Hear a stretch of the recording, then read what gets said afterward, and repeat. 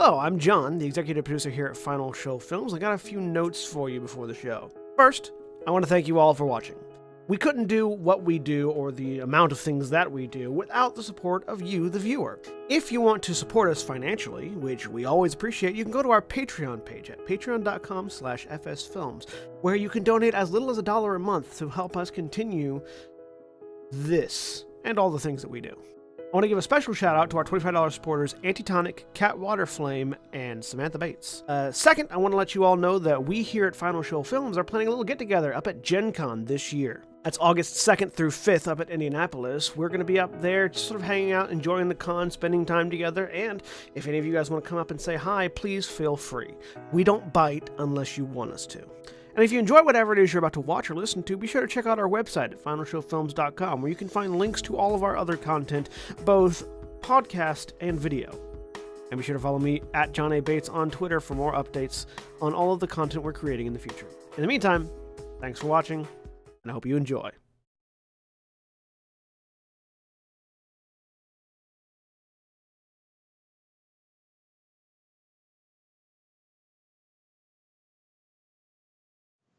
We're live! Hello everybody and welcome back to Storm King's Thunder Adventures League. Adventures League Storm King's Thunder is the correct way to put that. I'm John, the Game Master for the day, and with me today is William. Oh, you caught me in the middle of a yawn, damn it. I'm William and I'm playing Fire in Human Paladin Illuminator. And Jeff. Hey, I'm Jeff. I'm playing Farbolt Chance, the half-elf rogue. And Jeremy. Hi, I'm Jeremy. I'm playing Kindvalar Erasme, the High Elven Bladesinger. And Aaron. Hi, I'm Aaron, and I'll be playing Miracle, the Human Ranger of Stupid. And when last, Tiefling Ranger. Oh, right. I was like, wait a second, something was wrong with that sentence. Anyways. They did say they were a Ranger of Stupid. But it's... I passed it by because usually, in my game at least, Aaron is never accurate about what their character's race is. So... Hey, I very rarely switch it up in that. I always say the same thing. Anyways. Last week on Adventurers League, the group finally made their way to Grudd Haug to attempt to retrieve a conch of teleportation from the hill giant chief, Chief Goo. They attempted to make a stealthy approach in order to negotiate for the conch, but they were spotted on their approach, and an alarm was sounded, which soundly ended any attempts at negotiation. The group advanced their way through the giant beaver dam that is Grudd Haug, because that's effectively what it is, shielding themselves from rains of arrows and mud-covered chunks of mud serving as boulders, making their way in to eventually deal with Chief Goo. After dealing with Chief Goo, there was a goblin who had apparently been hiding in the food Goo had been sitting on / eating, named... Where the... Snurk. Snurk, I think is... I can't tell because he's hidden underneath these animated rocks. Snurk.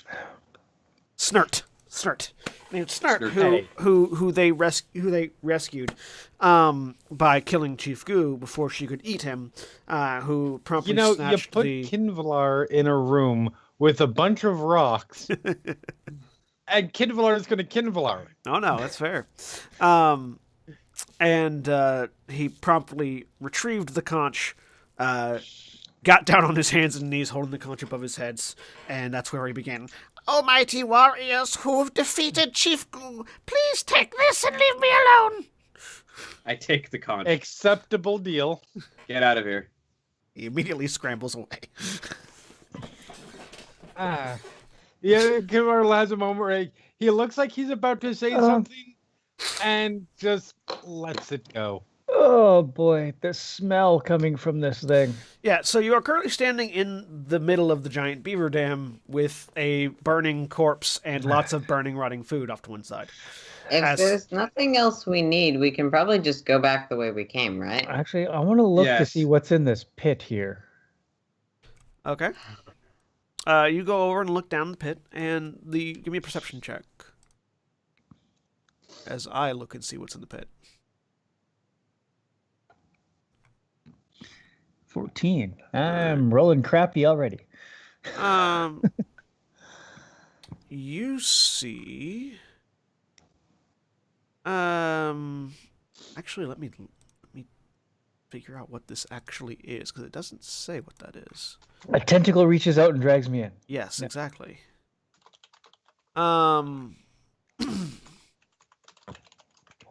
Because always tentacles. The gelatinous cube. You see what looks to be large purple. I guess these are mushrooms of some kind. I don't actually know because it doesn't actually say what these are. They're large purple like things that the light is filtering down to look on. Okay, if it doesn't look like there's like people or something down there, I don't care. Not that you can tell. Kinlar is going to, because based on what the amount of darkness we saw outside due to the dynamic line and what we've seen so far, this place feels bigger than what we've seen. But So Farbolt, you can tell there is a large chamber underneath the floor. Like you can tell, like, while you can't see much looking down through here, you can tell there is a large chamber, and you can hear sounds of things happening down there. You just can't tell what they are. And in the second, and looking over at the second pit, same Looks thing. like it looks into the same room. Yeah. Okay.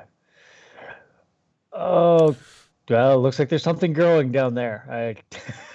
Something? Did you say growing? I could have know. sworn you just said growing. Yeah, I guess mushrooms, something like that down there. Oh, not like coming out of it. expanding rapidly and about to engulf us from below. Things have been taken we hold got- and started to flourish, I guess. So we've got the conch we came for, right? Yes, I think we can actually just leave now if we. Because Like going any further is just stacking someone's home for no reason. That is correct. That is actually what I was. I was simply wanting to check and make sure nothing else was potentially rushing out to assault us. I wanted to see it. I was just checking to see if there's potentially anyone else being held in here was to be chewed on later. I feel like if they had anyone, they wouldn't be keeping them prisoner. They'd just be going straight into the chieftain's maw. You do recall there is a halfling hiding in the other room. Yes, we do have our one prisoner who managed to survive. Now we can go see what he was up to. All right. Okay. Let's You see if over it's talk still there. I know he's still there. He's sort of cowering underneath the table still. Because I remember how many archers there are, I'm gonna take my shield back out. All right. So you go back up into the other room where there's tons of bodies from the first area. Hiding underneath the table is this little halfling.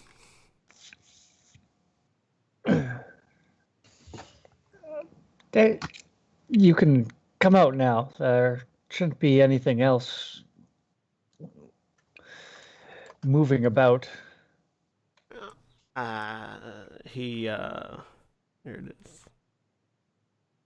Let me. Sorry, I'm trying to find specific information that is very hard to find. Does Miracle still have those two wolves following about? Yeah, that's I what should. Okay. They're not hostile towards you. They're just only I'm friendly just towards me. kind of. So he crawls out from underneath the table and looks at you. Thank you very much for your help. I think they were trying to eat me.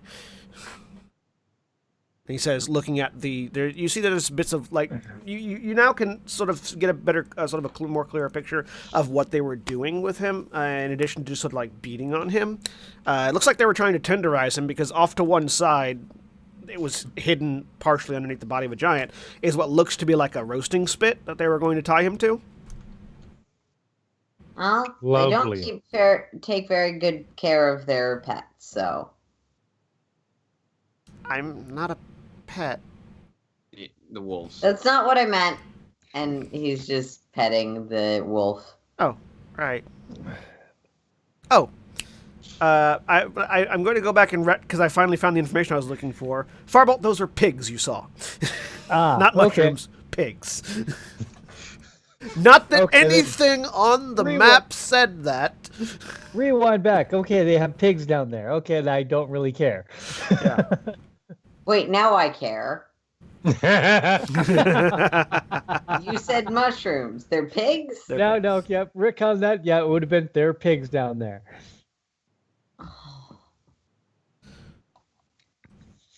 No, I have to take care of these two precious babies first.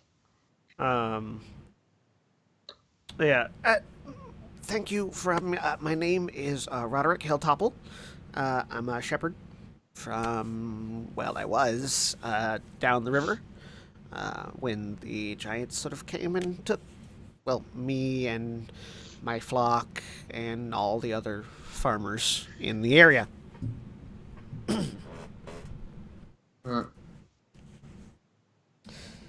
I think they're keeping. They had a. And he sort of looks over and points. You see, there's another room just off to one side. Would have been sort of south of the entrance you guys came through. They yeah. Is that the one with the curtain on it? No. Oh. There's a ladder over there. They're keeping the rest of them, I think, downstairs. Insight check. Sure. —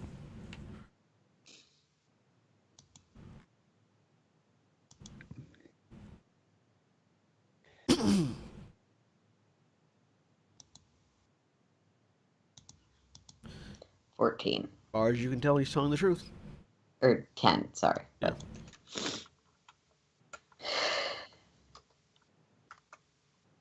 Well, there's still people trapped down there. Don't we kind of have to let them go? I would be careful. There's a really big one of the guys that sort of herds the pigs is a it's a giant with two heads.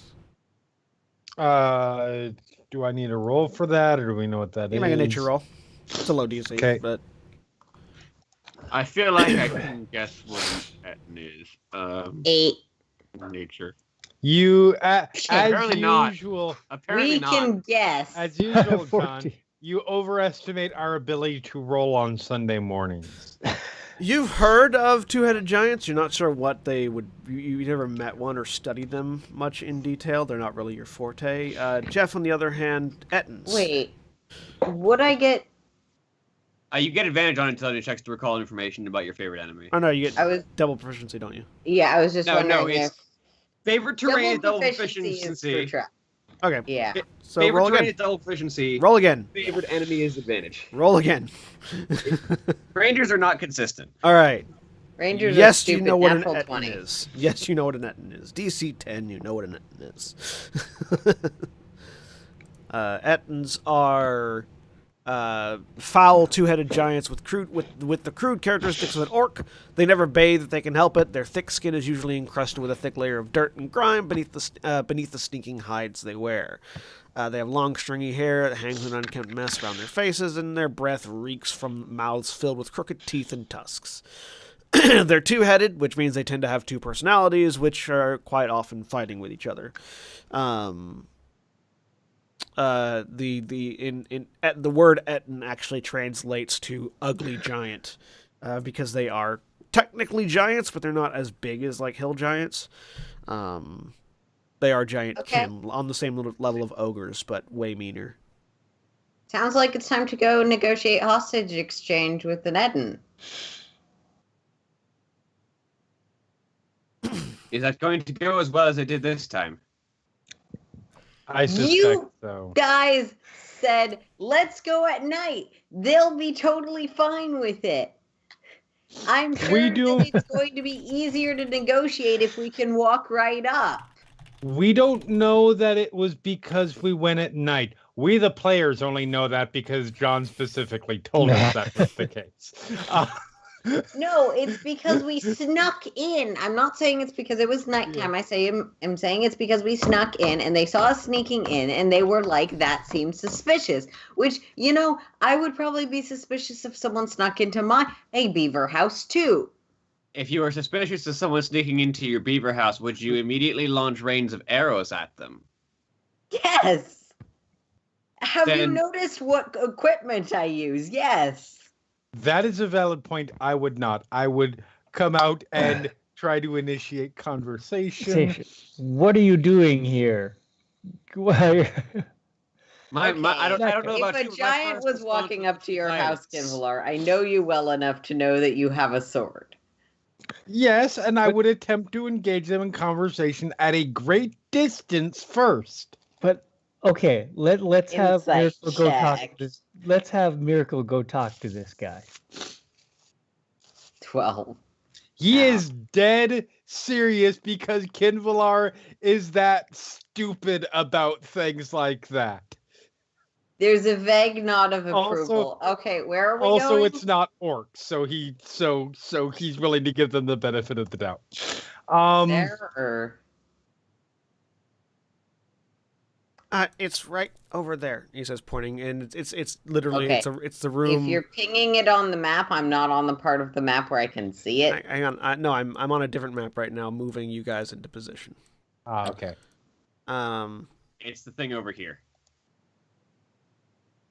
Again, I'm not seeing you guys ping these things. I'm not pinging. I'm just moving myself. It's on the other side of the kitchen from the feasting hall. Ah.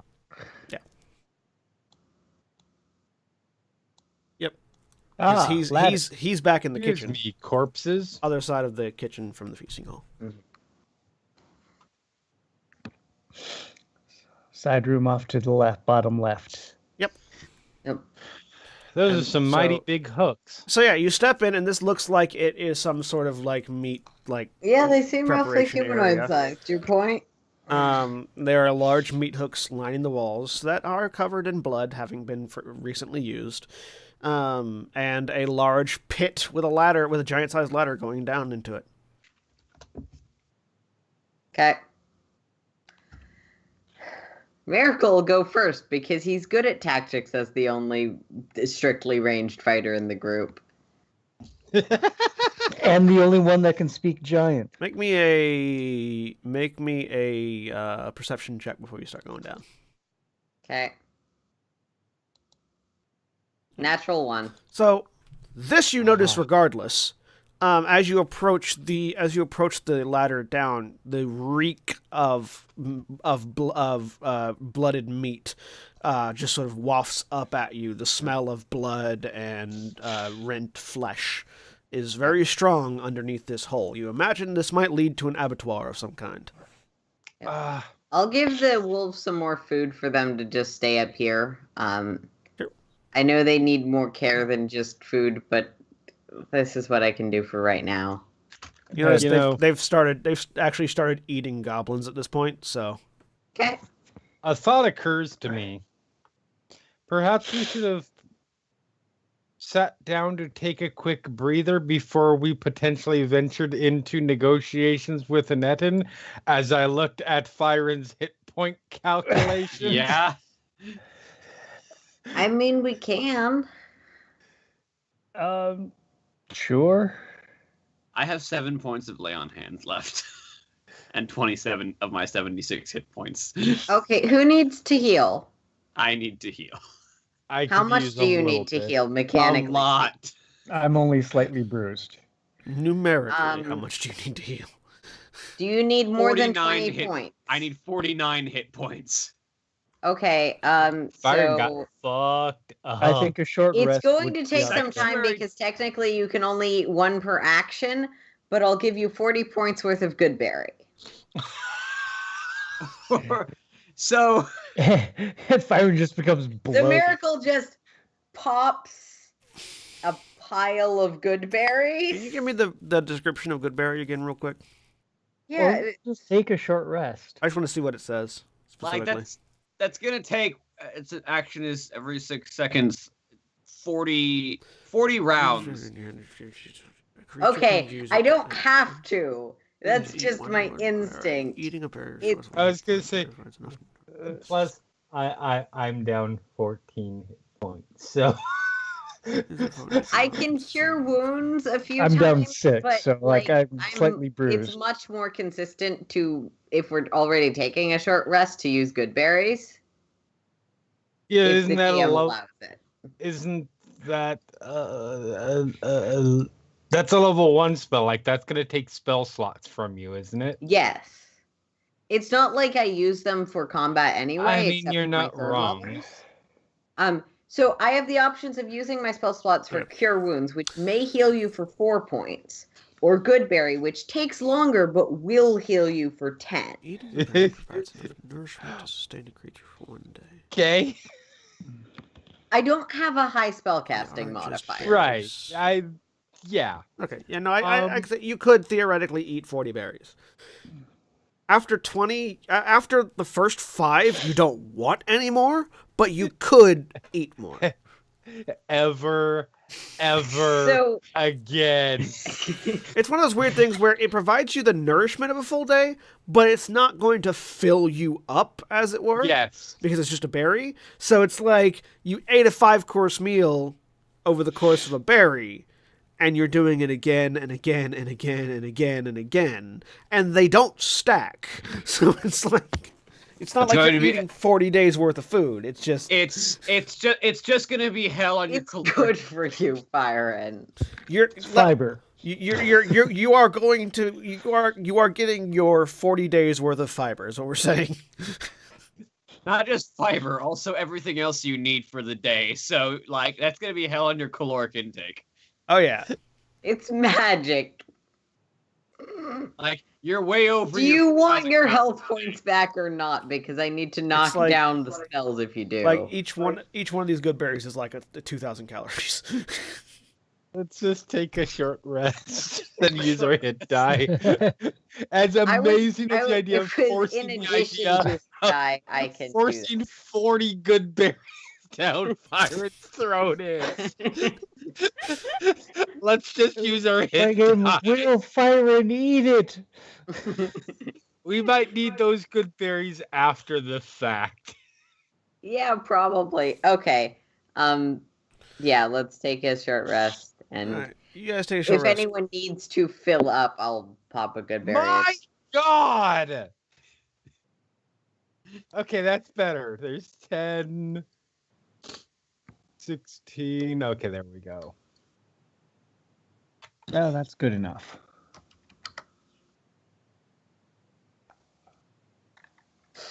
I should probably do more than one.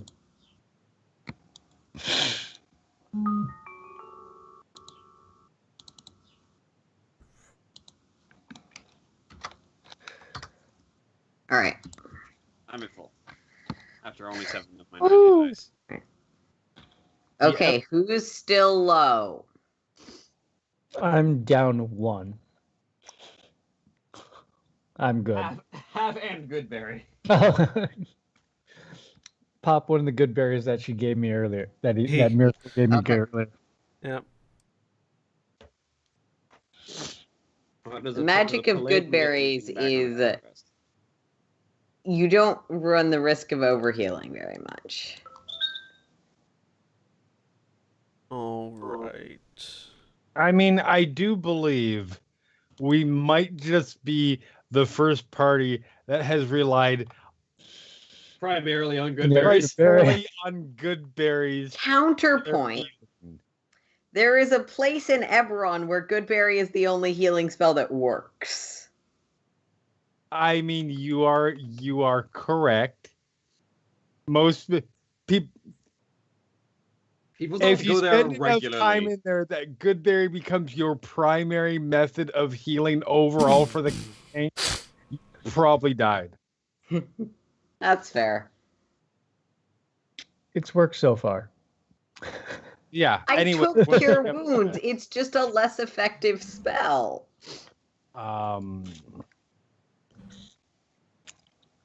There was an item in 3.5 that was Goodberry Jam, which sort of exemplified the fact that good berries are just super high in calories because the whole point was it healed more, but it had the risk of just like adding weight to your character. Nice. Okay. Take a So, rest. You take a short here. rest. Yep. Everybody, give me perception checks while all of you are sort of taking the short rest.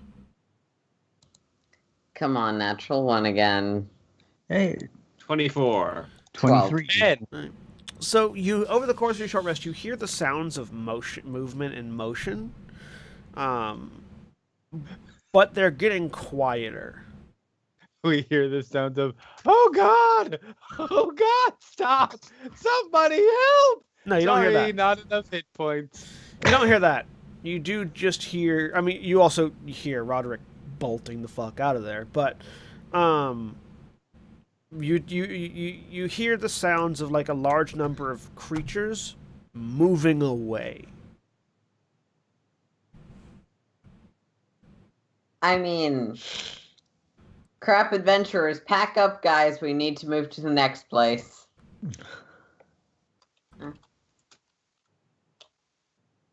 Yep.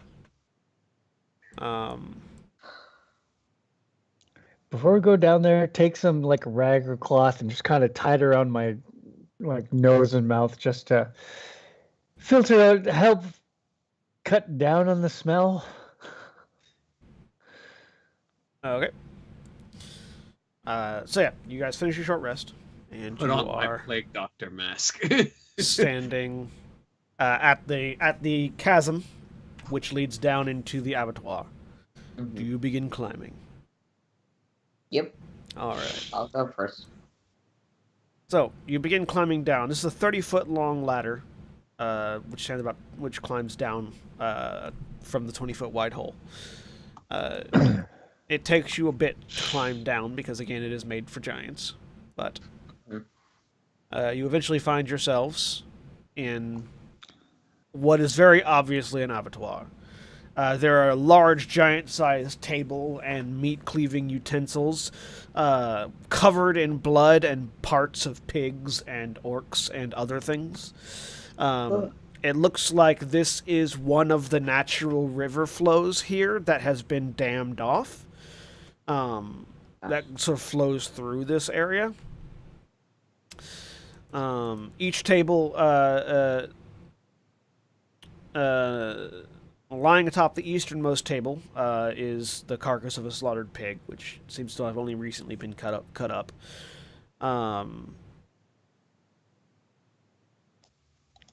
There is a hand axe embedded in the table next to it, and a tunnel, and sort of a tunnel in the north wall, a bridge crossing over the river to the east, and a entrance on the east side of the room.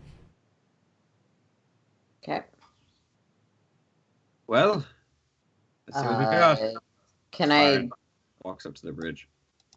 Well, the Sorry, tunnel to the hang on, east real quick. would be where we... Aaron, what?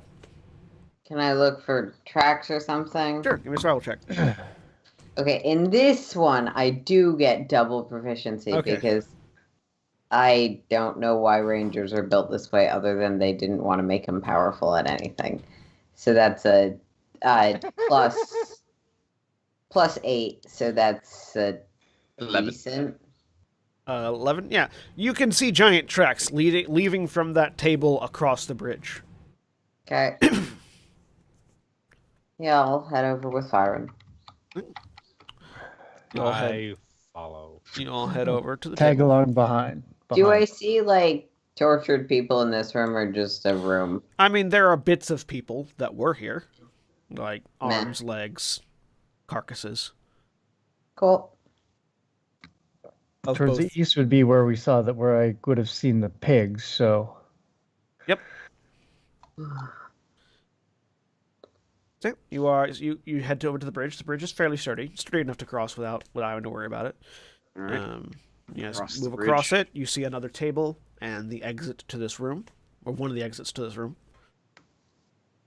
Through the exit, you see light coming from some form of braziers. Would have been, and you hear the sounds of frantically oinking pigs. Miracle will call out just in common, "Hey, anyone over there?" with thaumaturgy. Oh, that's going to get them to come running. You hear in giant. Give me a perception check, because they are quite a distance away. But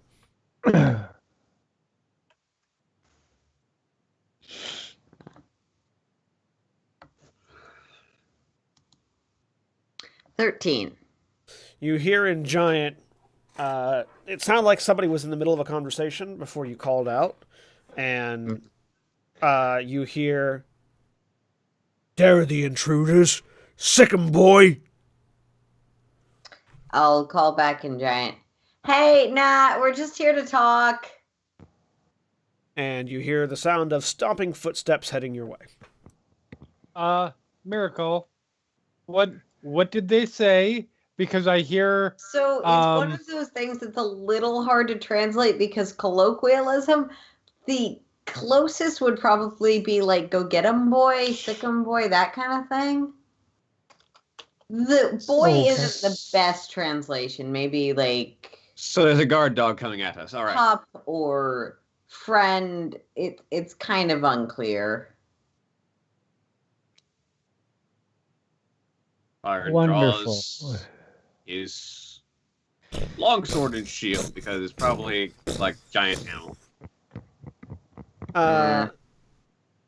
So you can all hear them coming towards you now. You have a couple seconds to get ready before they round the corner. What are you doing? I will hold my action to, as soon as they round the corner before we roll initiative, use my... Actually, do I get Channel Divinity back on a short rest? Nope, long rest, I believe. I know Lay on Hands is long rest. hold on just a second. I am oh, that's what I Can I make a check to try and get up on one of these tables? Sure, give me an I know athletics they're check. giant size. Give me an athletics check. Although I don't remember. Well, since we just took a short rest, I'm 13? going to. Yeah, you can get up on the table. Okay. So Miracle's just gonna get up on one of the tables and sit there, legs dangling off. Probably still got the shield out. You are aware that you're sitting on an abattoir table. There are body parts that have been chopped off things around you. Sure. It's Farbo's more of a gonna use vantage icy point, magic. but Yeah. like, dude, this is the guy who gutted his animal companion for parts. valid point. So Kinvalar is going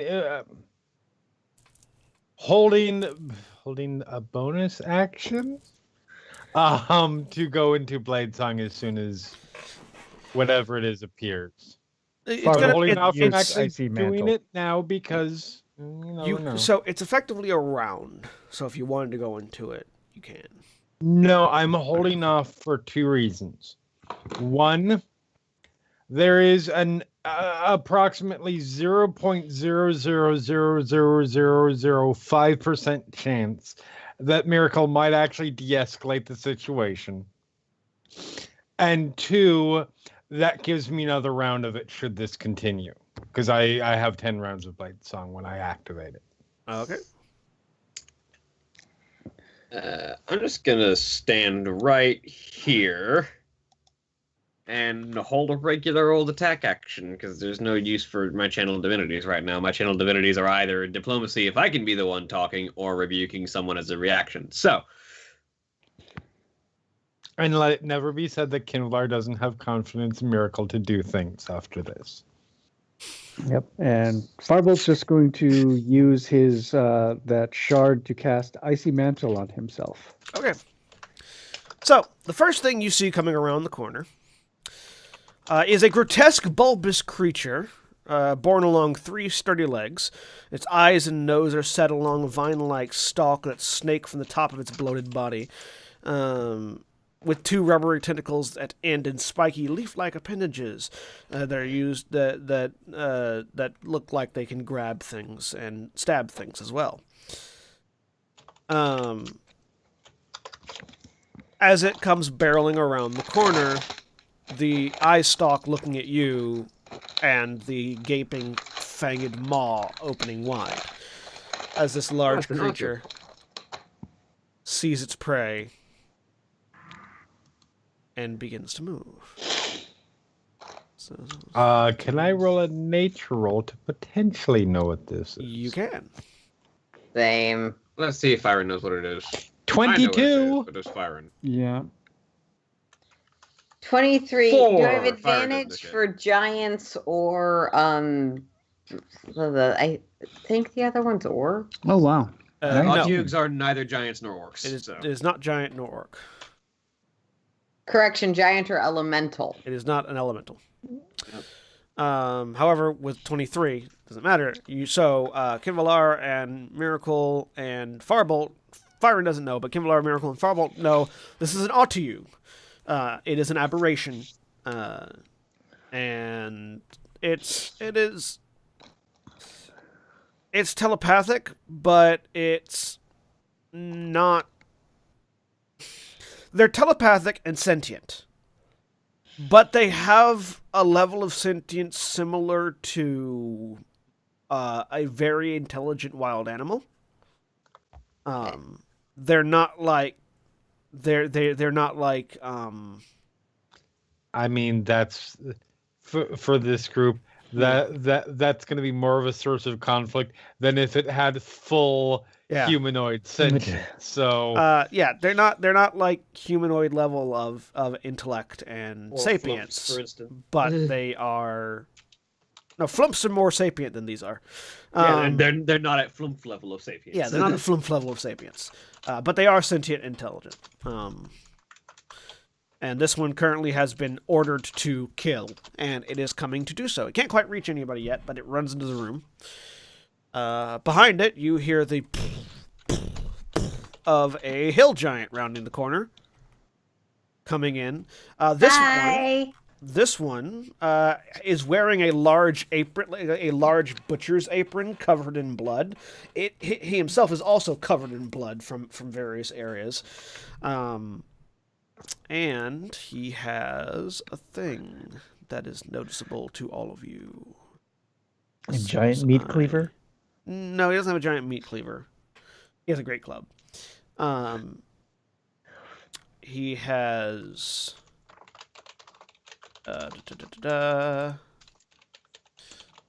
he has a large wooden gavel, basically the size of a warhammer, tied around his neck like an amulet, with a mithril inscription on it along the base of it, sort of along the base, along the haft. Can I get a, like, as someone who's done a lot of giant lore research? Sure. Can I get a, what check would that be? Give me a history roll. Religion, history. Okay. History. 20. The rune on the gavel, you don't recognize the thing itself, the gavel itself, but the rune on the gavel is the rune Ven, which means friend. Friend? Yep. Cool. Speak Ven and enter. The hill giant. I am sorry, Jeremy. I know. I heard friend. I was like, oh God. I know how this interaction is going to go. It was wonderful knowing you, Miracle. The hill it's a giant. miracle you knew him for so long. That's where the name comes from. The hill giant has a pig in its hand. And that pig goes flying. At Miracle. Well, Miracle is the one on top of the table, so Miracle is the one that's easiest to see and hit. The rest of you are kind of Yep. behind the table. AC 20. So 24 hits you. As you take 18 points of bludgeoning damage as a living pig smashes into you. The pig is no longer living because the 18 points damage kills it. Miracle sort of like pushes the pig off of him. It is now a dead pig. And also behind him, you hear another series. You hear another series of stomping sounds, and the sound of two voices bickering with each other in Giant. But you don't see anything other than Hill Giant. And we're gonna go back to you guys. Go ahead and roll initiative, but you're all acting right now because they've taken their turns. Okay. As I roll with Yeah, my yeah. -1 initiative, I got a 13. Hey. 9.5. Or 9. Natural 1, so I go on 5. All right. Kinvalar. I'm rolling amazing Alright. today. How am I going second? Because that's the way we roll.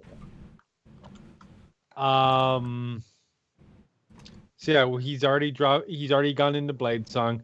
So the mage tank's time has come. As he's going, let's see, 5, 10, 15, 20, 25. Yeah, we'll hold there for now. All right. And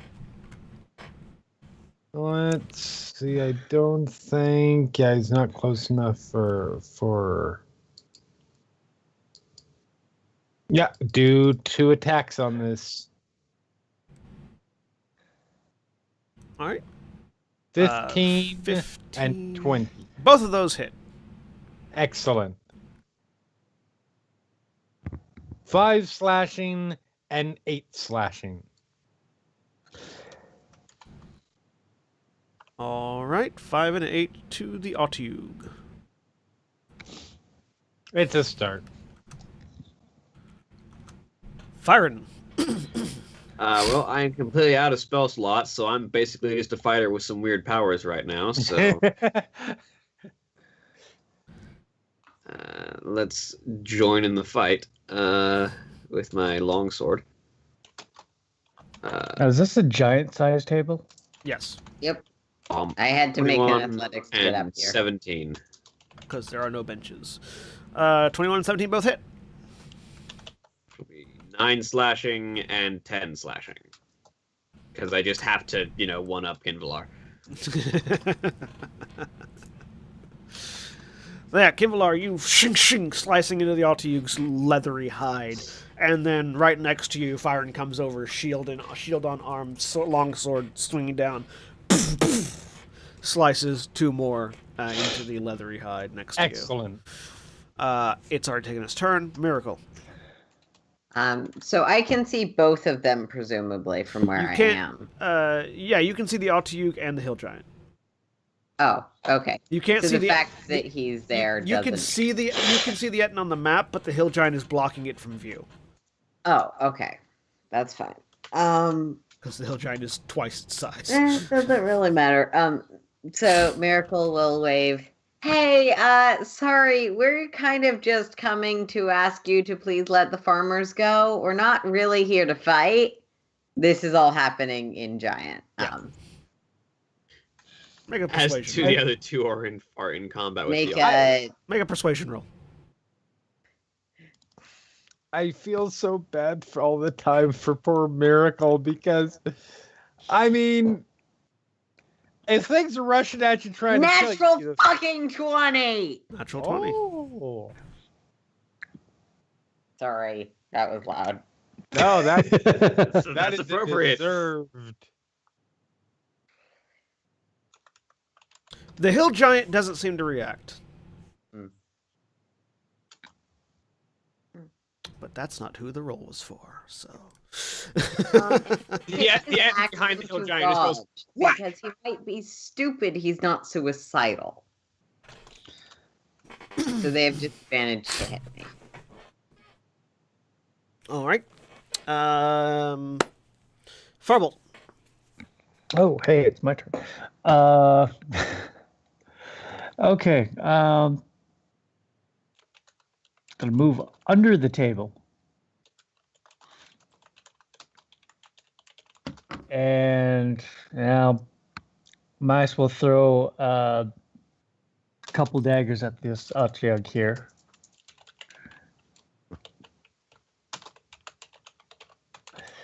All right. So, first shot, 25.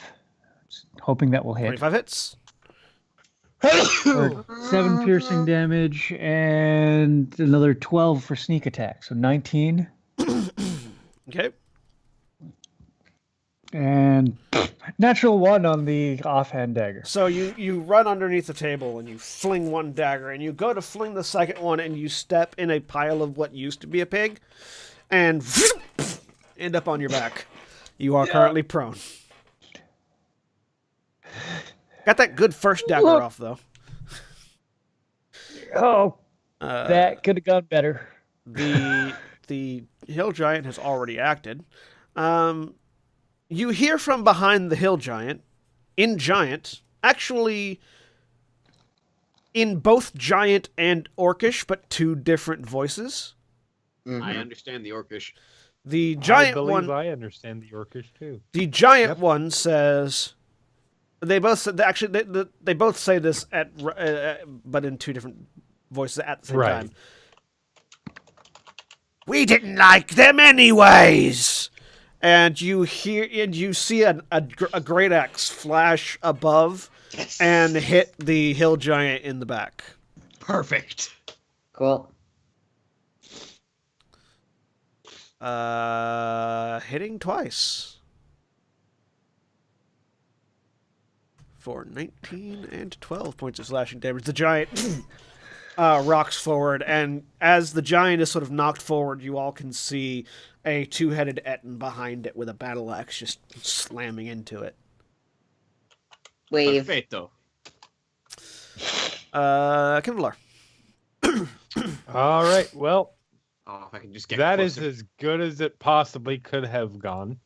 And yet it seems like we're still fighting, which Kinvalar is okay with. Best of both worlds. Right? We got an ally, Half plus of we us still don't get to have kill electric things. bolt. Bloodthirsty elf. I mean, that's me. That's not Kinvalar. I do not have. Let's just let's just murder the old-fashioned way. A 19 to hit with the Moontug Scimitar and a 20. Both of those hit. 5 damage and 10 damage. Firing. So, and then for my action, I'm going to probably should have done this in the first place, but oh well.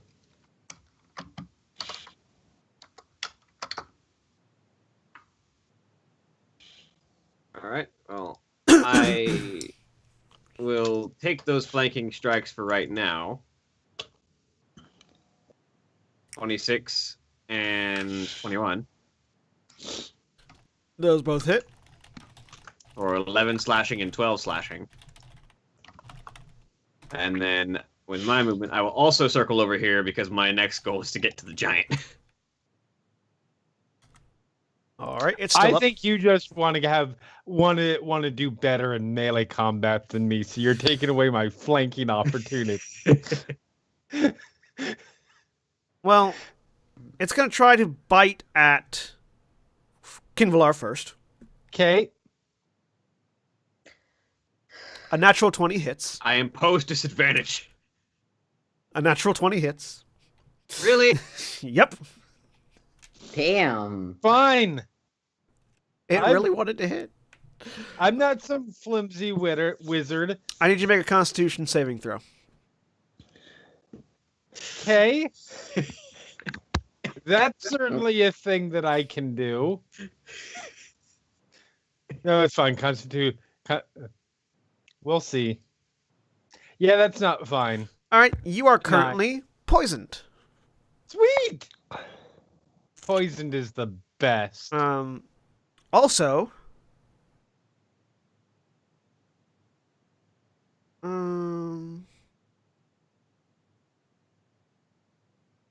you are currently poisoned, and your hit point maximum is reduced by 5. Well, actually, hang on a minute, because he's within 10 feet of me. So, Yeah. Does a 13 make that save? No, it doesn't. Okay. Weird fighter powers fail us. You are not poison status. Your hit point maximum is just reduced by 5. Okay, I guess I will put that as -5 temporary hit points. Something like that, sure. Because otherwise, I'm like, okay, put 5 down, and then that's not going to get remembered by the time this fight is done. Yeah. You can actually put, if you want to, in your hit point total, this number minus this in the character sheet. If it's the regular Ultrux poison that I can recall, it actually is poison status. It's not according to what I'm reading. All right. Anyways. And 2 tentacles are going at Byron. Okay. Do I take any actual damage beyond? Oh yeah, sorry. You also take 23 points of damage, piercing damage. Oh, okay, sweet. Sorry, I forgot that part. Thank you for reminding me. You're welcome. Oh, by the way, You know me, I like to be helpful. Firen, does a 23 hit you? Yes. All right. I want to see if there's something I can do to prevent to pull an I pose disadvantage type situation here. You take 6 points of bludgeoning damage as the tentacle hits you and wraps around you. You are currently restrained. Fine then. Actually, it's going to use the other tentacle to hit Kinvalar as well.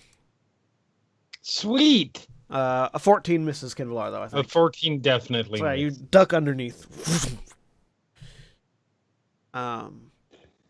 You're feeling weak, Kinvalar. You're not unsteady or anything. You're not shaking, but you just feel like you've been sapped of energy from the I need bite. to kill this thing quick. Miracle. I'm sure they have it handled, and also I'm trying to make a friend over here, so I'm attacking the giant with my... Give me a second.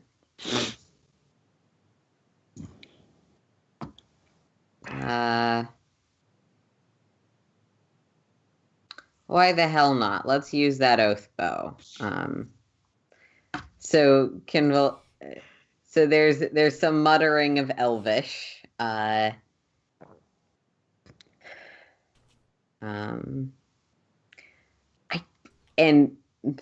afterwards in Infernal, I really don't like being hit with pigs in the face. And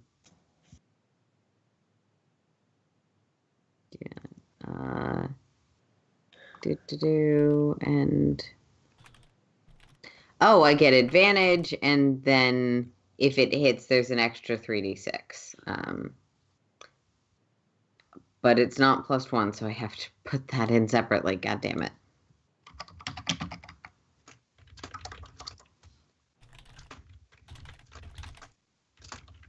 Um,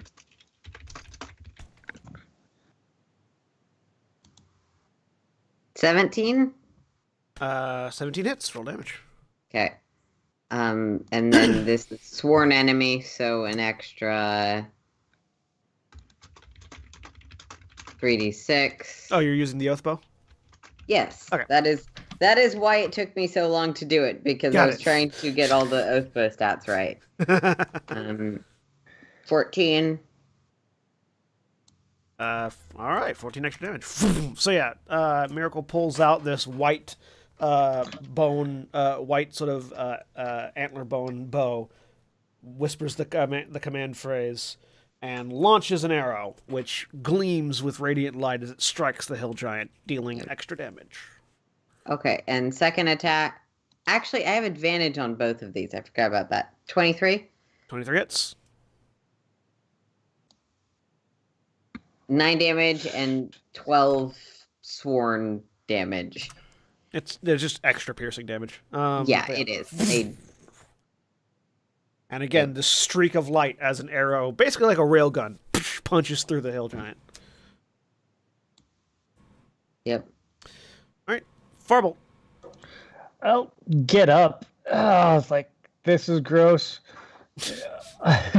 You hear Farbolt's protestations from beneath the table. And move up to here. That should give me flanking with Firen. I'm kind of used to losing track of Firebolt mid-fight. Yeah, that's fair.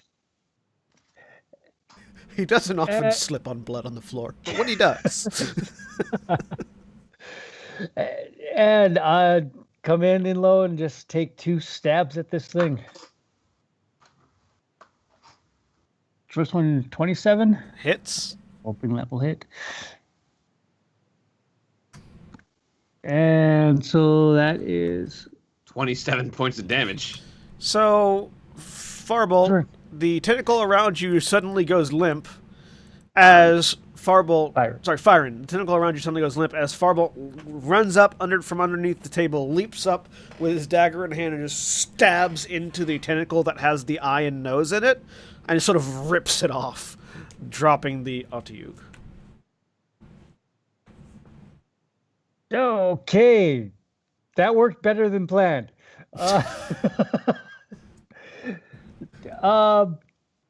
Then it's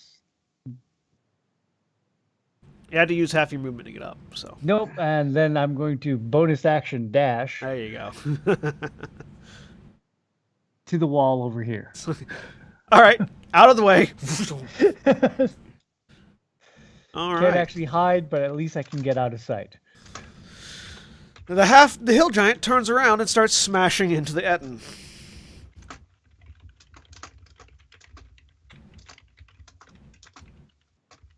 Hits and hits, dealing not a lot of damage actually.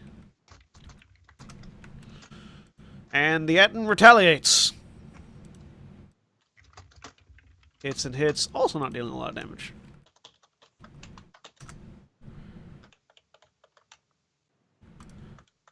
All right. Kindlear. Yep. The giant is looking very weak because the Etten has been bludgeoning it hard, or not bludgeoning it, slicing into it hard with the battle axe. So, yep, he runs over here just for fun, sort of as a jump up, bounce off this wall and attack. Because Okay. Blade's singing in acrobatics and shit. All right.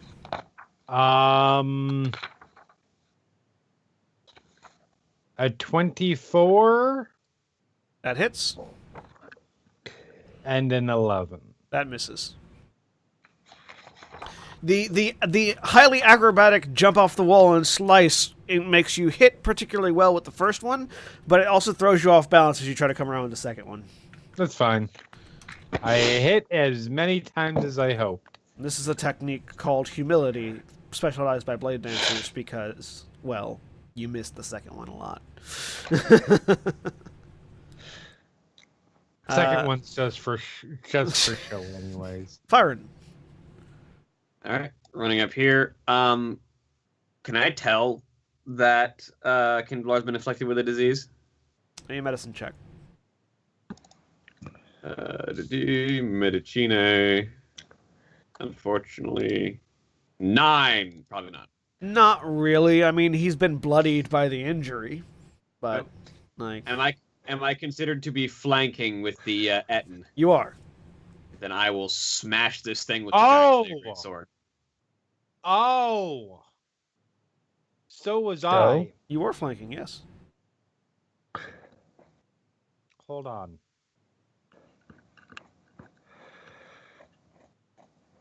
The 20 hit for the second one. It would have, but you forgot in the moment, so it's Firen's turn now. I will remember that for the next time. That's all I'm gonna I say. feel like that's one of those things where the little like blank will remember that at the it's top of fine. the screen period showing up. The DM of your Saturday game will remember that. It's fine. Okay, it's 28 It and also- natural 20. It also doesn't matter because it had 1 hit point left. Firing, how do you want to kill Well, it? then it very much matters to Kinvalar. Like, I Kinvalar would say it Feels matters like he more was than kill anything. stolen from for cosmic reasons beyond his comprehension. In what world does that not matter? Firing, how do you want to do this? Kill, steal, kill. I mean, you're not even the kill steal at this point. The DM is the kill steal. But when the hill giant turns around to face the Etten traitor, Firen just kind of leaps onto its back and plants the great sword between its shoulder blades and just rides it to the ground.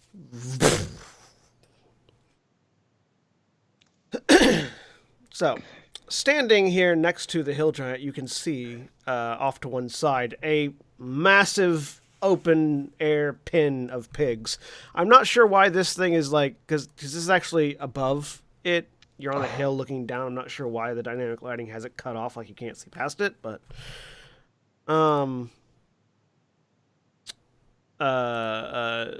and there is this Etten standing on the other side of the giant with the bloodied axe. Thanks. I speak up In to Orcish, it. probably. Yeah, I speak up to it in Orcish. Your assistance is appreciated. So, the Etten has 2 heads, one with red face paint and one with blue face paint. The one with red face paint always talks in Giant. The one with blue face paint always talks in Orcish. The one with blue face paint looks down. You come, you take what you want. You leave us alone with pigs, okay? The one in red face paint says, we don't like them anyway. Miracle will hop down carefully. So it's probably going to take some time.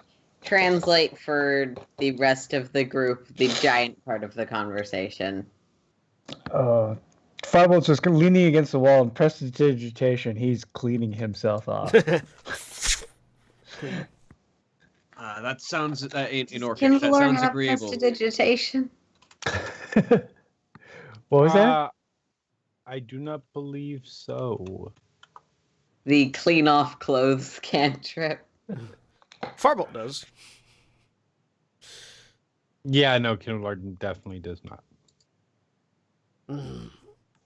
And I'm Oinker. I'm Boinker. Oh, Of course they are. Of course they are. They are Oinker Boinker. Why aren't they boinker oinker? You find what you want and leave. Yep. And he just sort of stomps down over the ridge and back down amongst the pigs. All right, well. Gonna go looking for the not pig captives. So yeah, as you turn and go down the hill, you immediately can notice that there is a fenced-in area inside of which there are people sort of or there's actually, you can't see them yet, but there's a fenced-in area with some braziers to the north of the pig pens, which you can now see. Okay. Yeah, It pigs, do. not what we're here for. So, is there a door to this fence? It's a low fence, All right, like so you can just climb over hop it. it. Yep. Let's climb over it. Are we going over there on the map or? Yeah, Wow. Byron has at the very least. Womp, Wait, are womp, womp.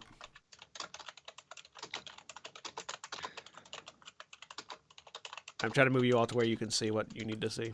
okay. Because I can't see the dynamic lighting lines all that well, so I have to be like, Yeah. Whoa. there I you know that go. pain. So yeah, you find you see there's a trickle of water coming through. Again, part of the river that's been blocked off by the giant beaver dam. And you look around and you sort of see huddling off to the left-hand side of this larger cavern. There is what looks to be a family of farmers. There's a mother, father, and 3 children. Look in rough shape, but not too terribly bad. Immediately across from you, sitting on a cot, just sort of sitting there, staring out at you now as you've entered, is what looks to be a barbarian of some merit. Tattoos all over their body, not wearing much in the way of clothes, and obviously having no weapons. Just sort of sitting there staring at you as you enter in. In the jail cells, or like watching the people in prison? No, they're all sort of in the cave that seems to serve as a holding pen. Humans? Yeah, all humans. Yeah. Hi, we're here to get you out. The farmers look up. Oh, thank God. When the bugbears ran off, we weren't sure what was happening. Hello. Hello. By the way, did any of you search the giant or get that gavel off of it? I would take a gavel as he went by. Yeah. There's been a distinct lack of searching of bodies throughout this whole facility. The gavel was noticeable. Mostly because Kinvalar doesn't care much. Miracle probably would have unless stopped. It sounds like Firen was maybe interested in grabbing it. Yeah, Firen was already there and would have grabbed the gavel on his way by. Okay, so yeah, you snapped it off its neck. It's the size of a warhammer. Okay. And it has like I said, it has this mithril rune etched into the haft and hums faintly of magic. Can I look at that for a sec? Certainly. And it. Arcana. Sure. Rocket launcher. You can't tell exactly what it is, but it seems to be of a similar nature to the other 2 runes that you guys have. The 2 giant rune magical items that you guys have. The hammer of the It's a Ven rune rune. of friendship in a hammer. I'll look it over as well. Be my friend. Whack, whack, whack. That's what I'm really hoping it is. 25. Yeah, you can't tell exactly what it does without identifying it or attuning to it. But it is a warhammer. It was made in very much the same way as the fire and ice rune that Farbolt and Miracle have. And it has the rune of friend or Ven on the haft. I mean, I'm only attuned to the Giant Slayer Greatsword and the Gauntlets of Ogre Power right now. But I don't really want to take a short rest down here. Let's just get the... Yeah, Yes, I'll just exactly. hold on. I'll just hold on to it until we get out of here. Unless Kinvalar has the identify spell. Has what? The identify spell. No, I do not. I've never had identify. Yeah. He's Farbold's fighting, going to just go over not to the easily. cage and see if it's locked. It's not. It's just a low fence. I'll sort of wave to the barbarian. So what happened out there? He says in perfect English or perfect common. Well, most of the giants, save for the one Etten, are now dead. The Etten doesn't really care Or what run happens. We kind of kicked them out of their house. Or fled. The Etten really doesn't care what happens to the lot down here as long as it gets to keep herding its pigs. So we're going to He get the helps rest of you us. out of here. I know you said herding, but my immediate thought process was not with a D So or an E. he sort of stands up and walks towards you. I am Grudd Haug of the Elk, and he bites his palm. And he reaches out to sort of smear his palm on your faces. Anyone who wants to can make a intelligence religion roll. I can do. I religion. will do that. It's probably not going to do much good, but yeah, sure. 17. Well, one I Eh. don't have proficiency in. 18. Oh, wow. So 21. everyone but Kinvalar recognizes this as a gesture of gratitude from the Uthgard barbarians. Kinvalar, it looks like he's just trying to rub his blood on your face. But you see him do it to Fyron and Farbolt, and if they don't stop them, I'll hold the elf still if I need to. Ceremonial thing like that seems like a So Uthgard barbarians are weird. Say anything. Byron just stands there and yeah. He nods after it's been done and So yeah, he sort of smears his blood on your faces with his palm, bows his head to you, and then takes off. Yep. Wave goodbye. I'll look to the. Oh, hello. I'll look to the group of farmers. So we can probably escort you out. We're headed that way. And they sort of nod, and you hear from the side, "Could you take me as well?" And you look over to the side, and you see a obviously unarmed prisoner, a half elf, wearing sort of light clothes. Galvin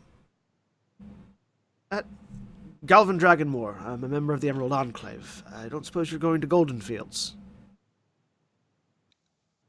I literally. We're kind of not headed anywhere there. But we can get you out of this building. We can at least get you back to the nearest town. Go ahead, because every. Sorry. That's fine. I'll go ahead and move you back here. You are currently at Grudd Haug. Miracle isn't dumb enough to say this, but we're teleporting somewhere after this. Yeah. Sorry, Jeremy. No, that's okay. Golden I'm just Fields, waiting for because I had asked where Golden Fields was, is. So I was waiting to respond before I said. Golden Fields is south, downriver. It's south past Womford. Yeah. Okay. We can at the very least get you to Womford. Is there? Look over at them. Do you know if there's anyone else being held in here? Sort of the Galvin looks over at the family, nods, and sort of like does a calming motion. There was a halfling they had taken most recently, but we found him already. Okay, good.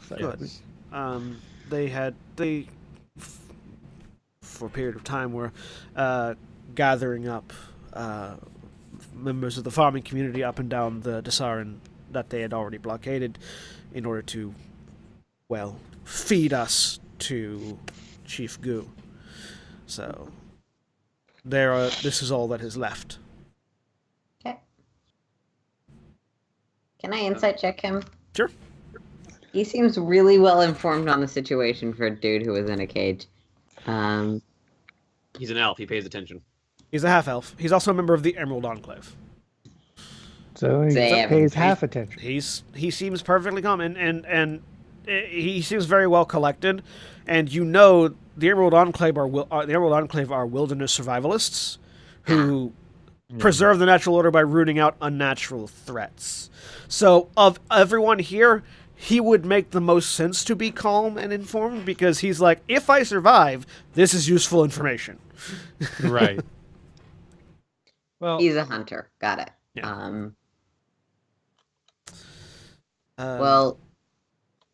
I need to get to Golden Fields, so I need to get to Golden Fields so that I can report to the abbot there what's going on. Well, we can at least get you back to Womford, you can head downriver from there to Golden Fields. Fair enough. All right. I assume we start going. Yeah, we get everyone out of cages first. Yeah. Sorry, Jeremy was. It's okay. I was gonna say it. So since it sounds like there is no one here beyond the Eton that is staying here, a resident.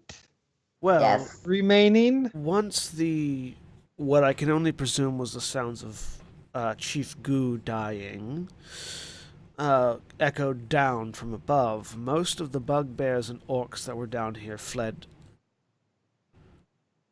it may be worth, and we don't have to go room to room to room necessarily, like on the map, but it may be worth checking around upstairs to see if we can gather any extra information, Certainly.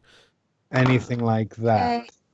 Sure. I can tell you that it seemed the giant and the Eton, he says, looking out at where Oinker Boinker is currently sort of herding pigs still, were having a disagreement about what to do with the rest of us here when you came in after the rest of the troops abandoned ship. Also, if you have any ability, this dam is quite, well, damaging to the farmlands to the south. I don't suppose you might have an ability to remove it, would you? Perhaps. I think I'm we going probably to. can. Sorry, go ahead. We can at least look at it. Yeah. Kinvalar would actually look over at Miracle at this point because the effects of creating dams in nature is not something that he is particularly an expert on. I mean, Miracle is an expert on all things, so presumably dam architecture is one of them. Not necessarily dam architecture, but environmental impact of damming up rivers seems to be something that would be Miracle's thing. Oh, probably. Would give me a nature roll. Okay. It's related to grasslands too. If that helps at all. Well, yes, that does give me advantage in this case. Yep. 18. Yeah, no, damming the river here is going to starve the lands to the south. Okay. Especially a dam of this size. It's not a good dam. It's a badly designed dam. I mean, I think we have the capabilities to get rid of it. The question is if we need to sleep in order for those capabilities to be accessed. Actually, no. We may have to sleep after. But our brief respite was enough for me to, well, I can fire off a few lightning bolts and do enough damage off that probably to open things up. Okay. Well, while you explore and plan, because likely the lower levels of this facility will be completely flooded when you do that. I don't know if you've looked out behind the building, but they've dammed it up quite large. Yeah. They didn't do a great job with that. I will escort the family here to a safe location. Wonderful. You may find a halfling on the road. We will wait for you on the plateau, and he says, indicating basically the plateau that you had come through. Yep. Basically. Okay. And so they take off in that direction. Yeah. So explore the upstairs. Mm-hmm. Yeah. Look for loot. All right, so throughout the building, give me investigation rolls, all of you. See how much you find. Eat.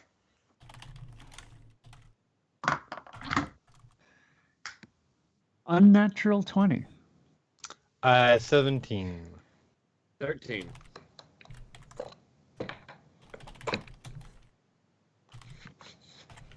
All right. Intelligence skills with my 10 intelligence. So, as you search the building, in various hidey holes and in bags, you find 1,400 copper,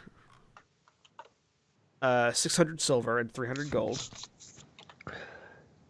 600 silver and 300 gold. An additional 5 gold off of a couple of the bodies that you find. Some crudely made weapons. Spears, battle axes, and long swords. About 5 of each. They look like they would break with too much exertion.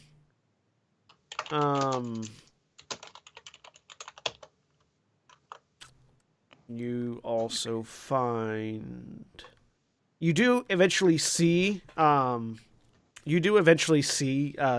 lake outside. And yeah, this dam is like backed up so much water that there is a small lake bleeding off behind it. Yeah. As the fire eventually burns out around Goo and the food pile, amidst the food pile, you find 5,600 copper.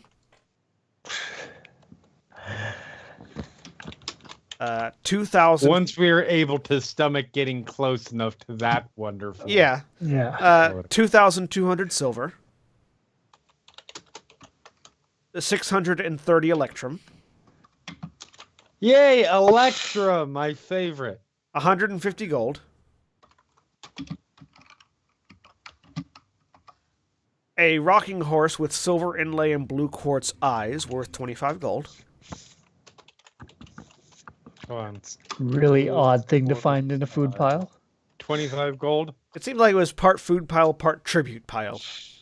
Part structural stability. A chest containing a disguise kit.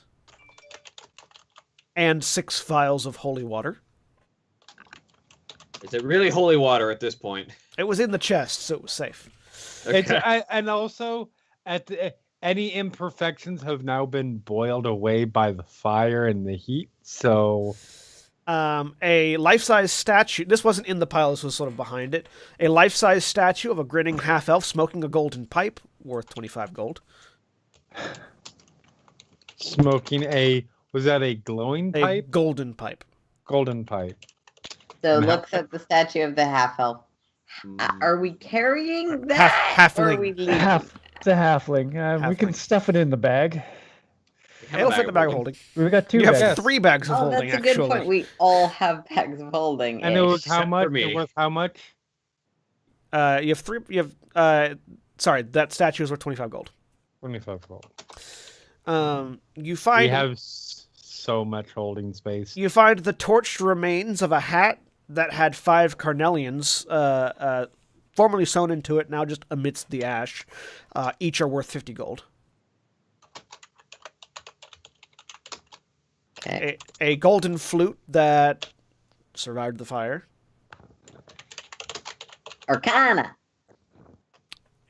Sure, man, I roll. Yeah. I can play the flute. It's not 14. it's not magical. It just seemed to have been beneath enough stuff that the fire that was started on top of it didn't affect it. Okay. The remains of a flower pot. Actually, no, the flower pot's intact. A flower pot carved from jade with images of green dragon on it, worth 750 gold. Damn! Because it's made of jade, it would survive. Did we get a You price said for the there golden was a flute? family, right? The gold The- flute's worth 250 gold. Yes, there was a family. Okay. A wooden puppet theater with gold trim. This was not in the pile. This was nearby. Along with gold string puppets wearing bejeweled crowns, or bejeweled costumes. This is worth 2,500 gold as a set. The royal puppet set. Yep. To 2,500. Yep.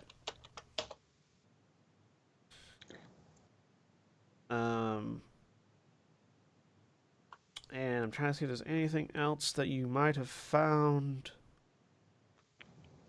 Nope, that's about it. Actually, no. You also find in what looks to have been sort of a storage room off of the docks, air quotes docks behind the hovel. You find a coffer, a wooden coffer at the bottom of a fish barrel. It contains 80 silver, 45 gold, and a platinum ring of elven design worth 100 gold.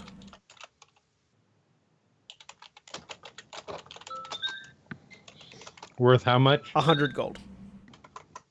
There's also a brass gong that was in the tower that you blew up with a fireball if you want it, but It's just a brass gong. Nah.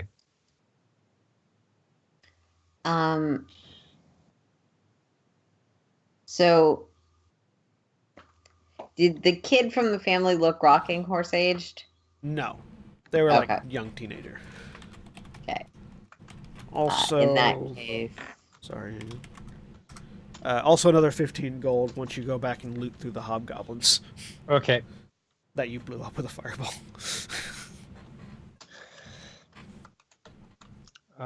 630 EP. I'm doing some math here. You imagine a lot of this stuff could be sold off in Waterdeep if you went back there. Yeah. Oh, I'm just counting up the money at this point. Yeah. How much silver did you say we got from the fireball corpses? Gold, 15 gold. Gold, 15 gold. Perfect.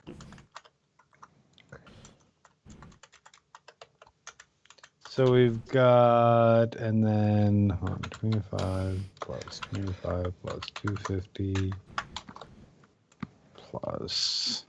So, and while this is all happening, you guys could have taken a short rest because looting, most of this doesn't take a lot of exhortation, so. Right. nice. I will spend some more hit die.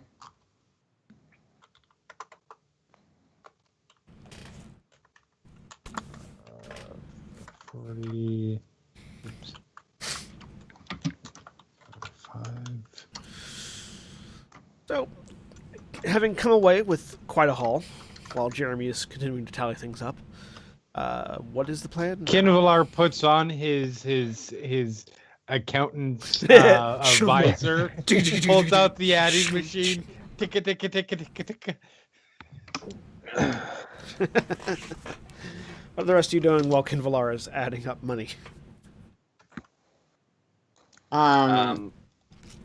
Inspecting the dam. Yeah, looking at the dam. This is Yeah, trying to figure out what the best way to take this apart once we have a wizard to do it with. Sure, give me an investigation check. You also notice that Oinker Bunker seems to be herding the pigs out of the place. He seems to want to go elsewhere. Good, At one so you'll be point, flooding him too. we don't want to just like destroy the dam and have this entire thing come pouring down the valley, do we? With the 4, I probably think that's a good plan. Yeah, with a 4, Miracle, you figure, well, only the back wall is really holding the water back, so if you blow that away, it should sort itself out. I have a 7. I don't know any better. Firing seems fine to you. Get an investigation roll from Firebolt. Miracle has a long-term version of sort itself out. Yep. 5. No, As far as you're all concerned, there's a lake here. We want all that water downstream. Well, only one wall is really holding the lake, so just bust that, and everything should be fine.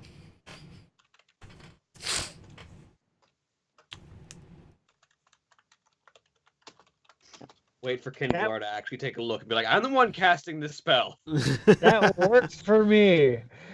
Hey, we are relying on Jeremy to roll well in this game. We're all dead. Fine. I mean, I assume that Miracle has enough survival instinct to be like, we need to be on the side when this happens. Not Yeah, no, that's in very the self-evident. river. That's very self-evident. You stand off We on don't one wanna- of the platforms and just We let it don't go. want to be below this, but you know. All right. Make sure I got everything there. Oh, and then and 6 vial. Holy. This giant lord had the least amount of treasure. Thanks, Vex. Can you just...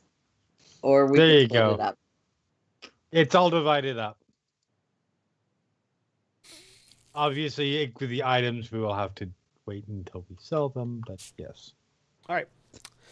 So, anyways, what are we rolling? Who are we? Give me an investigation to see how you want to disassemble the dam. So, yeah.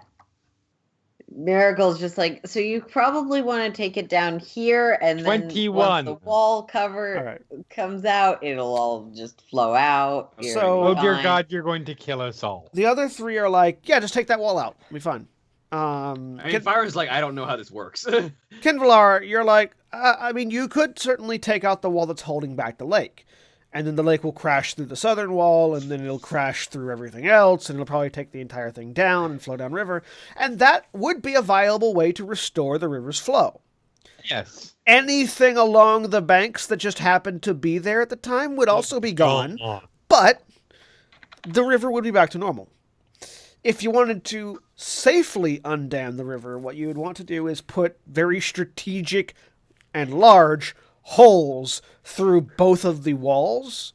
Mm-hmm. Like, actually, what you'd really want to do is remove the southern wall as much as you can without dropping the house on top of it.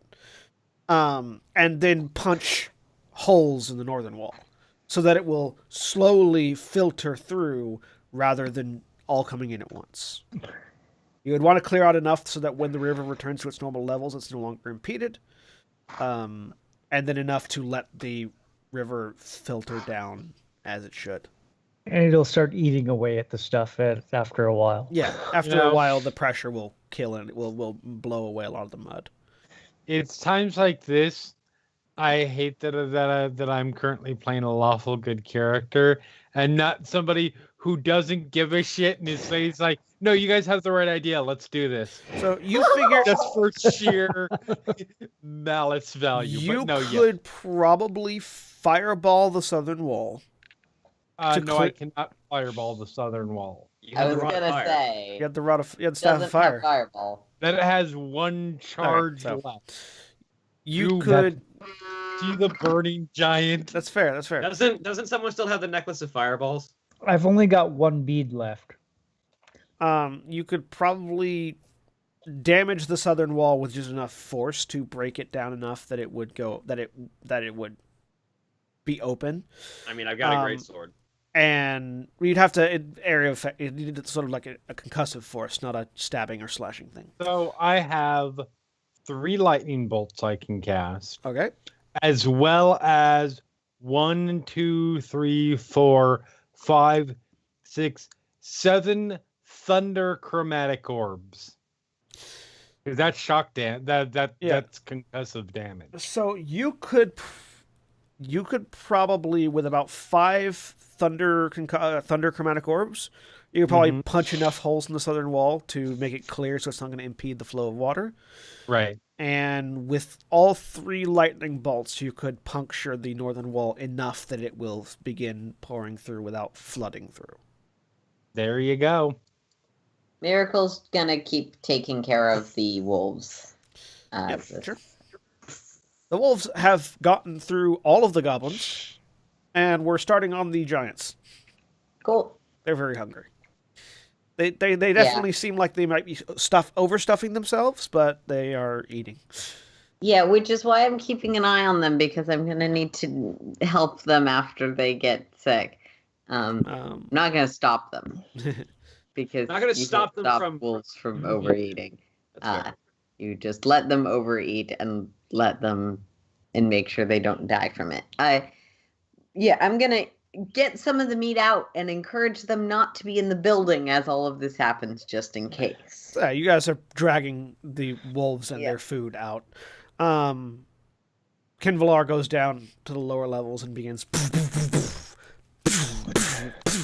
You guys hear explosions and see lightning flashing through the sky, and hear the sound of rushing water as water begins to flood into the underground.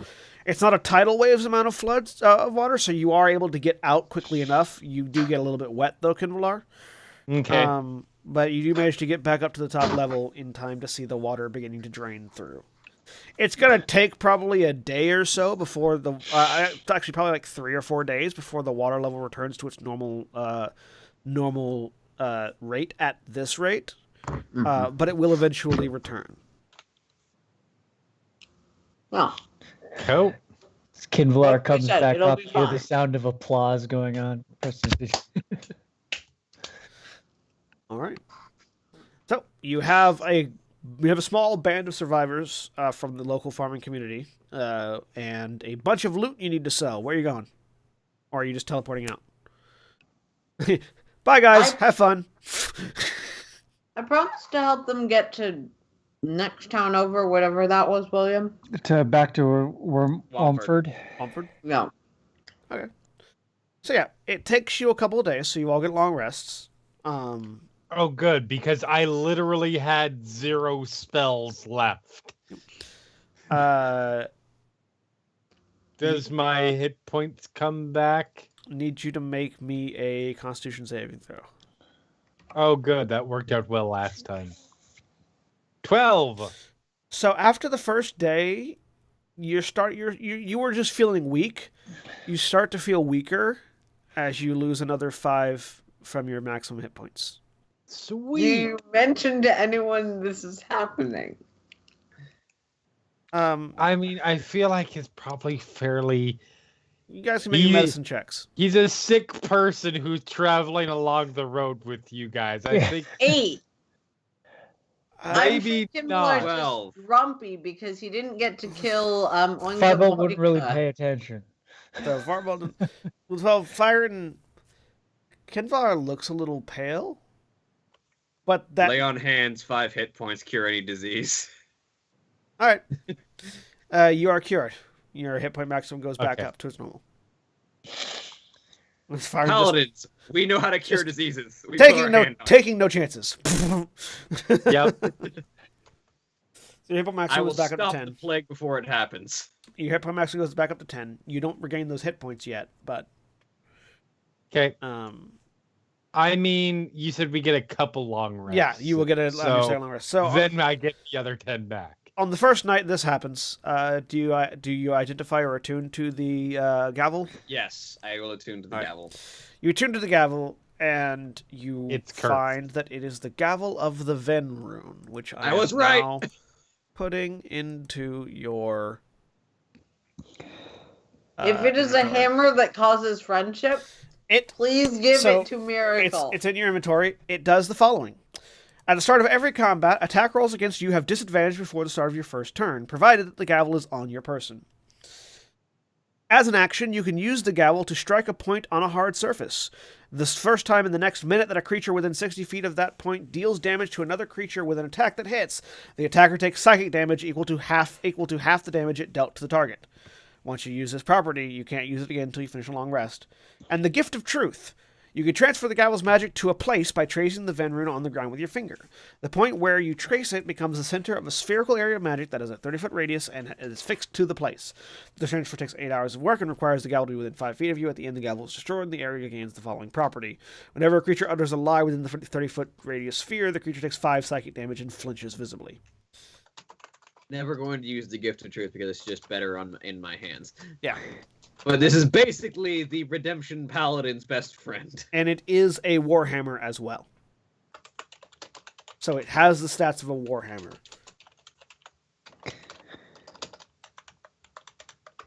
Nice. Kind of wanted it to be, it's like on a successful hit, to cast friendship on the target of your attack. I know, right? Other things. Be my friend, whack! Be my friend, whack! That seems counterproductive. Especially because friendship doesn't work if the creature's hostile to you. Yep. Or and stops working once you've damaged them. So yeah, the Arbiter's Shield only works on the first round, obviously. But it gives you a little bit of extra protection before you act on the first round. And Bond of Amity is pretty neat. But that is the thing. That's what you learn from the gavel. Cool. I now have the Gavel of the Ven rune. You all eventually make it to Wamford, where the people you were escorting go their own ways, thanking you profusely. Yeah. And there you are. So, what's next? Also, the conch also, you would have been told, requires attunement. It is a magical Someone item. else I will go ahead and attune to that. All right. Oh. That's great because I don't have any attunement spots left. I think I have an attunement spot left. I do. The only thing, let me look at. I'm gonna not bother looking through all my 9,000. Only thing I'm on attuned to is my roll shard. 20 sheet. The only And thing go is if it to requires an D&D, attunement by yeah. someone who speaks giant, I might need to give someone else the swimming Nope, cloak. it just requires attunement. You know, the only thing I have attuned to myself is the Staff of Fire. Okay. Yeah. Only thing I have attuned is the ice shard. So, as an action, you can cast the teleport spell by blowing into the shell.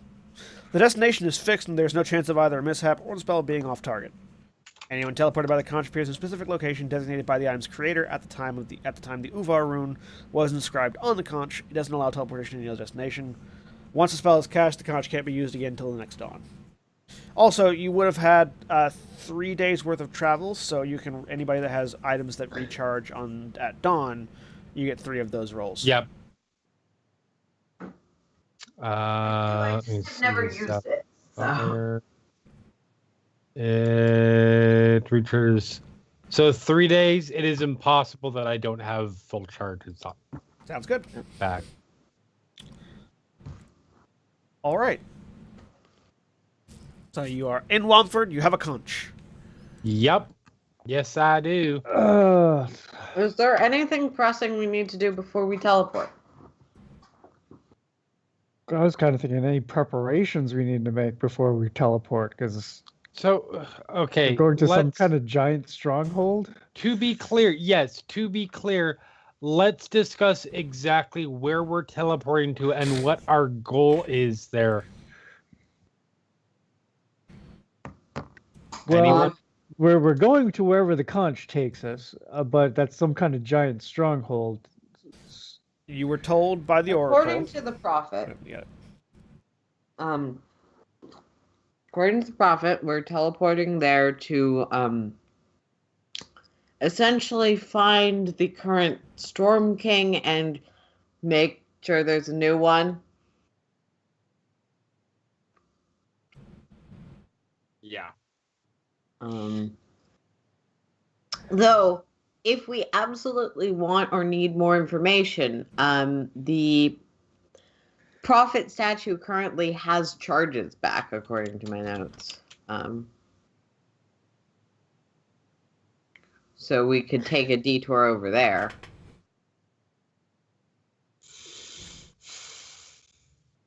I mean, I just wanted to make sure because so we're going to this place.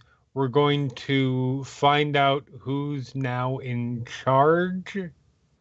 Or if no one's in And- charge, who do we find out? John, And see what we can do to help. I Okay. don't think that's quite.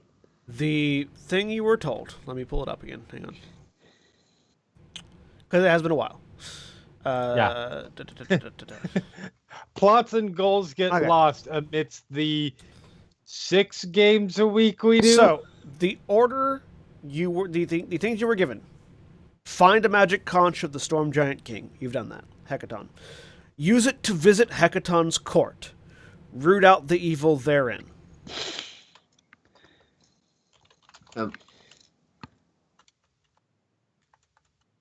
But like I said, if we need more information, we have a way of getting it. It's just a question of if we want to make that trip or prioritize doing this as soon as possible, given the whole fire giants are trying to resurrect a giant statue and everyone else is also going crazy thing. Yeah, because that's going to be like another week of travel to be able to get back up to the Oracle. Yeah, Mhm. at best with teleportation. Well, even with teleportation, it's like first we have to make a trek to a teleportation circle, then we have to make a trek up to the Oracle, and that's going to take us like a week. So like a couple days back to Waterdeep, and then where's the closest teleportation circle to the Oracle? And then it's like 3-4 days from there to get to the Oracle.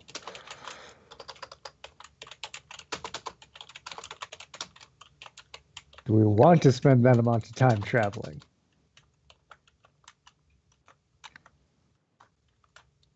I kind of feel we're in a bit of a time crunch with fire giants still progressing. Who knows what the cloud giants are doing?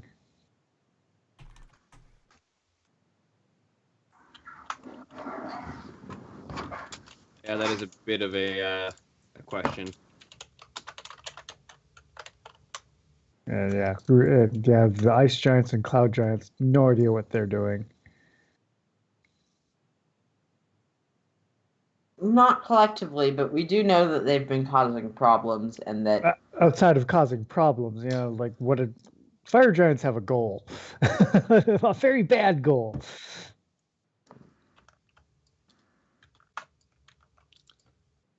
But we don't really know what the cloud giants and ice giants are working towards besides general mayhem.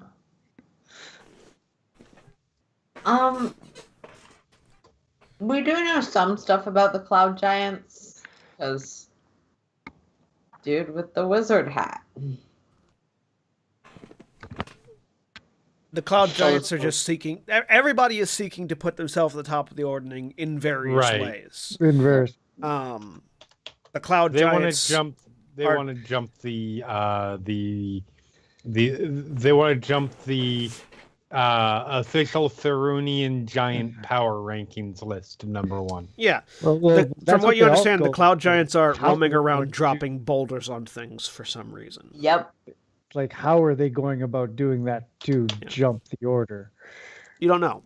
Also, it's like ultimately, you do know that if you fix the ordering, it doesn't matter.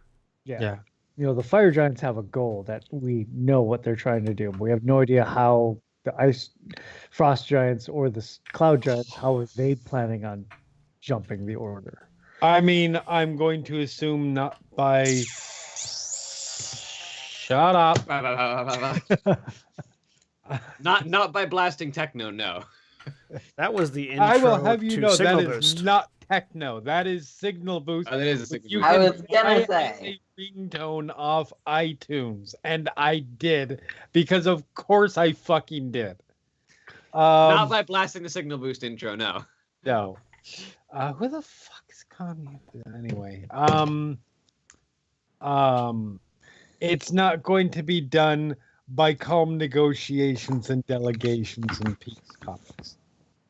Not with that attitude. But when we go to this Hekaton's court, we're going to need to do some talking. So Miracle's going to have to be front and center. Oh dear. I don't know what about root out the evil therein makes you think talking is going to be involved. If we show up in the... Go to the court and root out the evil therein. But That's if we very show up much in a giant's if court, I there's think talking involved. if we show up in a giant's court, I don't think we're going to be swinging a bunch of swords as plan A. Root out means dig deep, find the buried evil and yank it out, not clear them out. Mm-hmm. Oh God. I'm The just fate of about the getting giant stepped kingdom rests on our tiefling ranger. on. I'm just concerned about getting. I don't. You That's say out that of like it's a character. bad thing. That's out of character. That is not Kid Valar. Okay. Well, if know. if the storm giants speak enough common, as it seems like the higher levels of giants do tend to learn the languages of the lesser races. At the very least, cloud giants tend to know common. Apparently, I might be able to speak to them as well. Like I said, mostly I'm concerned about us getting stepped on once we show up in a storm giant's court. Yeah. I mean, I'm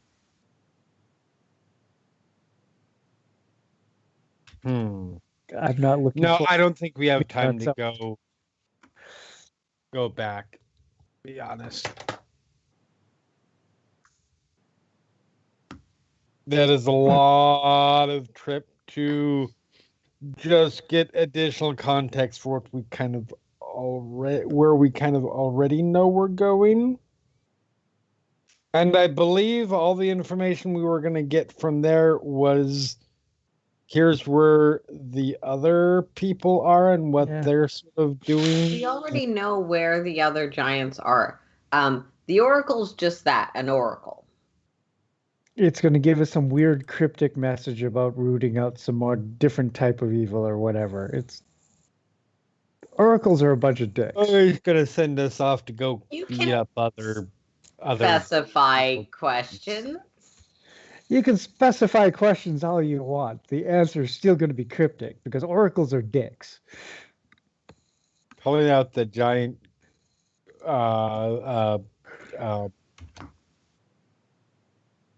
seashell. Okay. All right. Any objections? 5, 4, Let's do 3, Let's go. 2. All right. Okay. This is So why you guys should be glad Selena wasn't here, because it would have been like blah blah blah blah blah blah blah bonk. you activate the horn or the conch. You find your vision flashing blue as the light of this teleportation spell engulfs the group of you, and Frostwing as well. And when next you open your eyes, as soon as I finish, because I was using this time of you guys discussing to set up where you guys come in at. Oh, there you go. Okay. Okay. As soon as you open your eyes, you find yourselves standing on a large giant rune, which is the correct processing of that sentence, even though it sounds weird. A rune in giant or a very large rune? A large rune I would in say giant. yes. The answer is yes. And I have box text. Okay. You appear atop a glowing glyph carved in the floor of an alcove in the northeast corner of a rough-hewn chamber.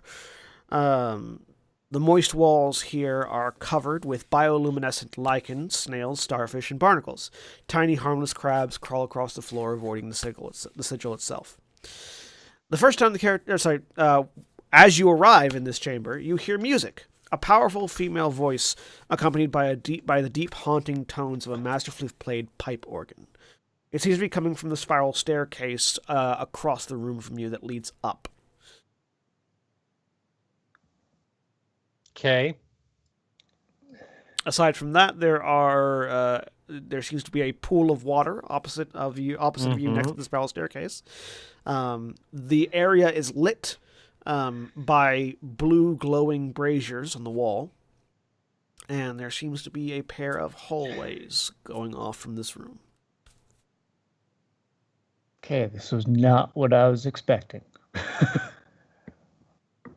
I mean, what were you expecting? I don't know. Giant hall, large pillars. I mean, it's a very large hall, so just a different kind. Anyways, so there is an obvious direction. There's a staircase. Kind of curious. There are ways down and a way north. I'm going to come over here and try and peek around this way. Being sneaky. Yeah. You look to the north and you see. Trouble's going to take a peek over to the east. All right. The hallway to the north stretches out. You see at the end of the scene there is a statue depicting a male storm giant blowing a pink and blue conch shell, with giant-sized door on either side of the statue. Farbolt, you look down. The hallway to the east ends at a life-size stone statue of a female storm giant holding a harp and wearing a gown of purple coral. And there are 2 doors in the south wall of that corridor. All of these doors are made of iron-bound oak, measure about 15 feet tall, 7 feet wide. and neither of them seem to have a lock. I'm pulling back because I'm not wandering off in the giant royal palace or whatever this is alone. Come back, report.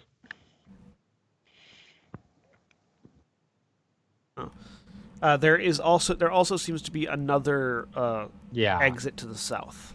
Yep.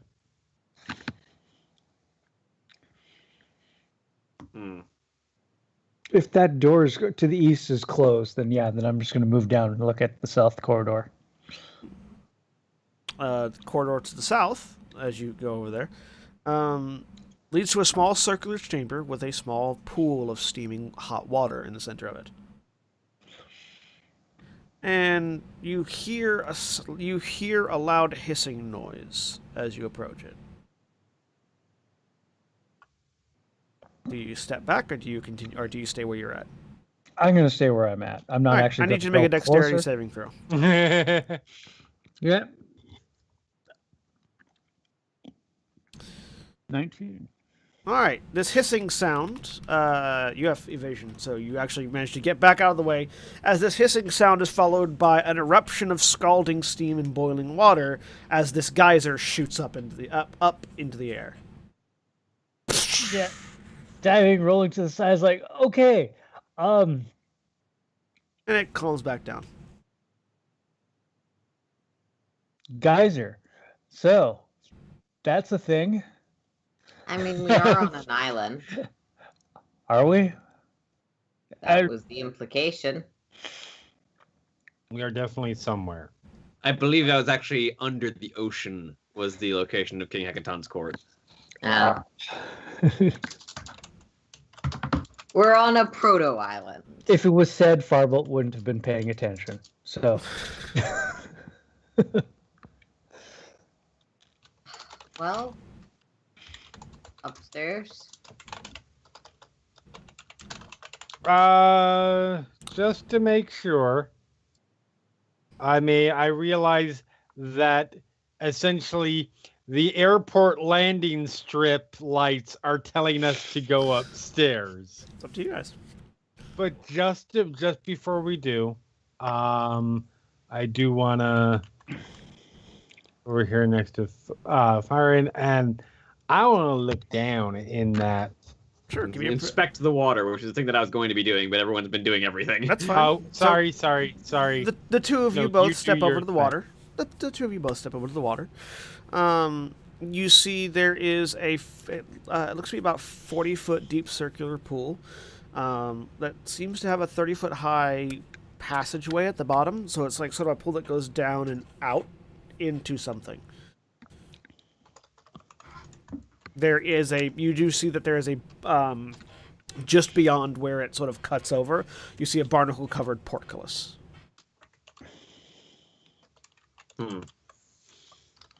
So a different way in? Perhaps.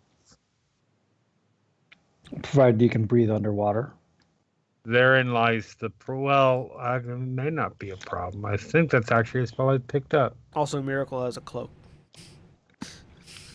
Yes, I do. No one's asked me yet, but...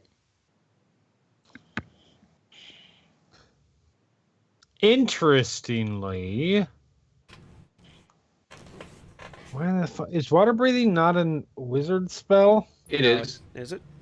Yeah, it's a For wizard some and sorcerer strange reason, I have that is a scroll that I never transcribed. Oh, yeah, that's one we got more recently, isn't it?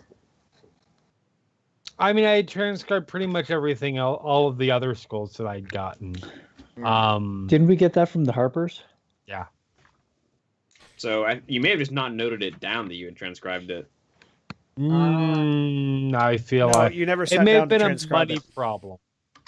I think it was a time problem because you were only willing to put up with Miracle going to the library for so long.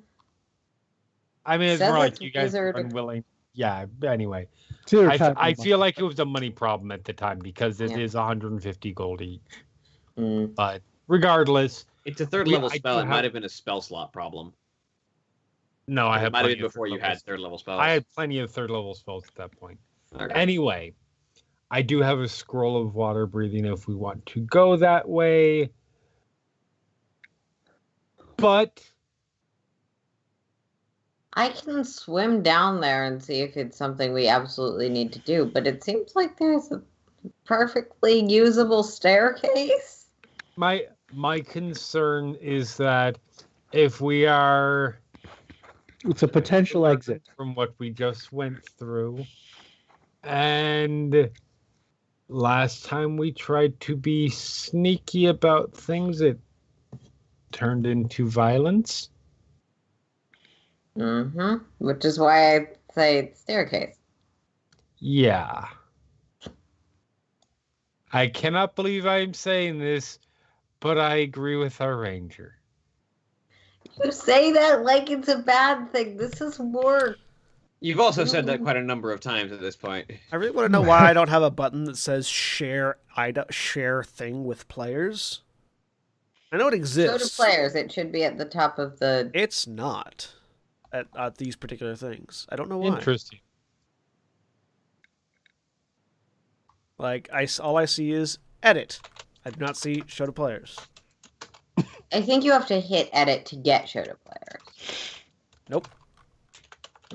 I can put it in your journals, which I guess I'll do. There'll be a thing in our journals. If you go to it's for I will tell you when to open it, but it'll be in player handouts, scenes, and locations. Okay. Anyways, so what are you guys doing? Head up the stairs, I suppose. Yeah. All right. So you head up the stairs and find yourselves here. Now go open the thing I just put in. It'll say handout Nim and Mirren perform. Music fills this hall as you arrive, and the room is split into 2 levels. Pull you in. Jesus Christ. Shunk. There you go. The room is split into 2 levels. I would like to stay back in the staircase. A 15-foot high raised ledge. Sure, you can stay back in the staircase. A 15-foot high raised ledge hugs the walls to the north and east, and gently sloping ramps lead up to it. The acoustics here are excellent, and barnacle-covered pillars of hewn rocks rise to meet the vaulted ceiling, and a huge crystal window allows in light that casts beautiful patterns on the walls. You can tell from the window that you are underwater. Under the crystal window is a hulking crab with colored nodules and hollow flutes of beautiful coral growing out of its shell. This creature appears to be a living instrument for when one of the nodules on its shell is tapped, which is currently happening by a female storm giant. The motion tickles the crab and causes it to exhale a burst of air through one of its coral pipes, producing a deep tone similar to that of a pipe organ. Performing next to the ledge are 2 storm giants. You can tell from their size and general colorization. One of them is singing. The other one is tapping this crab's shell with a pair of whalebone mallets.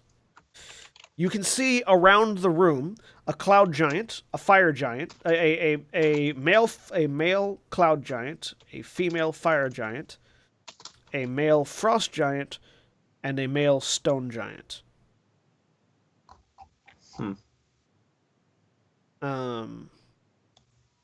I cast lightning bolt. No. Watching the visitors, you can see off to either side are 2 storm giants wearing helms.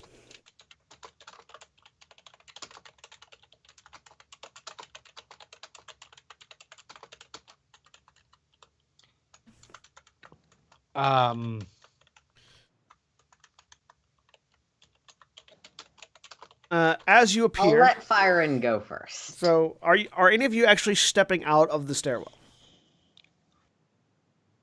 That was what Kinlar Wizard pauses where he is and looks to everybody else as in a Arr?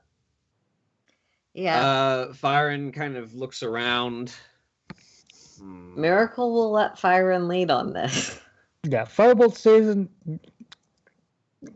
stays kind of in the stairwell because giants are big and scary. Very big. Very And that's a scary. lot of them. That's a whole lot of them. And these aren't hill giants. No. The plan is to be nice. Then this Here is we go, Byron God. and Miracle's time to shine. We might not want to interrupt the performance. Oh, also remember, you had asked the Oracle where you could find King Hekaton, and the answer had been speak to Sarissa, his youngest daughter. Thank She you. has a clue to her father's whereabouts, and she needs your help. Thank you. I was wondering who we were looking for here. Okay. Which, for that particular case, I guess Byron just kind of steps into the hall and waits for the performance to end. So as you step into the hall, the performance ends. The two storm giant guards turn and see you as you enter, and immediately move to interpose themselves between you and the women, the female storm giants. One of whom calls out in giant, saying, telling the guards to stand down, so that basically, guards, stop. Mm-hmm. My sister and I would like to learn what brings these creatures here. Sorry, what brings these puny creatures to court. It's the exact phrasing. So Byron steps forward around presumably this shell. Yeah, and you seem to have gathered the attention of the two storm giants that are standing up on the ledge. The other giants in the room all turn to look at you, grunt, and then go back to apparently they were having drinks or eating food or some kind. So Miracle will stick with Fyron because I'm the one who can fucking understand what's being said in this room. You are the translator. They're also speaking common though, so No, in that instance That they were was speaking giant. specifically in giant. That was specifically in giant. was it? All right. Yeah. Well, I might as well activate Emissary of Peace. Okay. Which grants me +5 to my charisma persuasion checks for the next 10 minutes. And I just say, greetings, giant lords and ladies. My name is Fyron Altarian, and I come from the surface world of Faerun. I've come seeking knowledge and to establish peace with the giant lords here, and hopefully to help settle some of the chaos that has been happening over recent months. We were instructed by a giant oracle to seek out one Sarissa. Quick question. Do I get the sense that Fyron is being understood? Yes, because as soon as he says Sarissa, the two frost giants look at each other, and the two storm giants look at each other and then look back. One of them speaking out. Unfortunately, our young sister is far too overwhelmed with important matters to grant an audience to you. Guards, and this is all in common. I want to do an insight check. Sure. Yeah, I want to check on that one too. Probably a good idea. Sure. 14. 11. Six.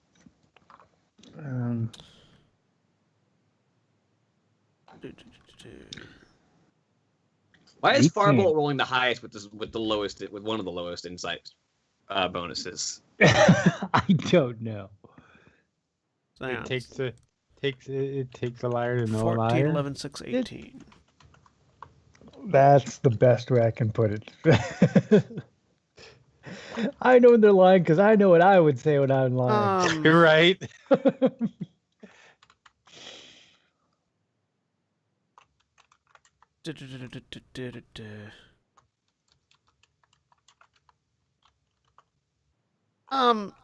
You can tell they distinctly do not like small folk. You can tell that just from their attitude. All of you can.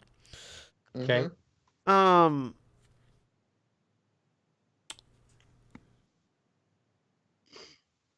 Mirren and Nim are not the storm giants are not expressly lying. They are using very political language that means that you sort of innately know that they're not lying, but they may not also be telling the truth. But you can't tell what part of that is truth or lie in this particular case. They're being very political Yeah. with their answer. They do, Lightning however, bolt. if you want to. No. And prepare for our next campaign next week. The other one, the other giant, the other storm giant, instructs the two guards to escort you to guest quarters, where you are to remain until summoned. Do you allow yourself to be taken there?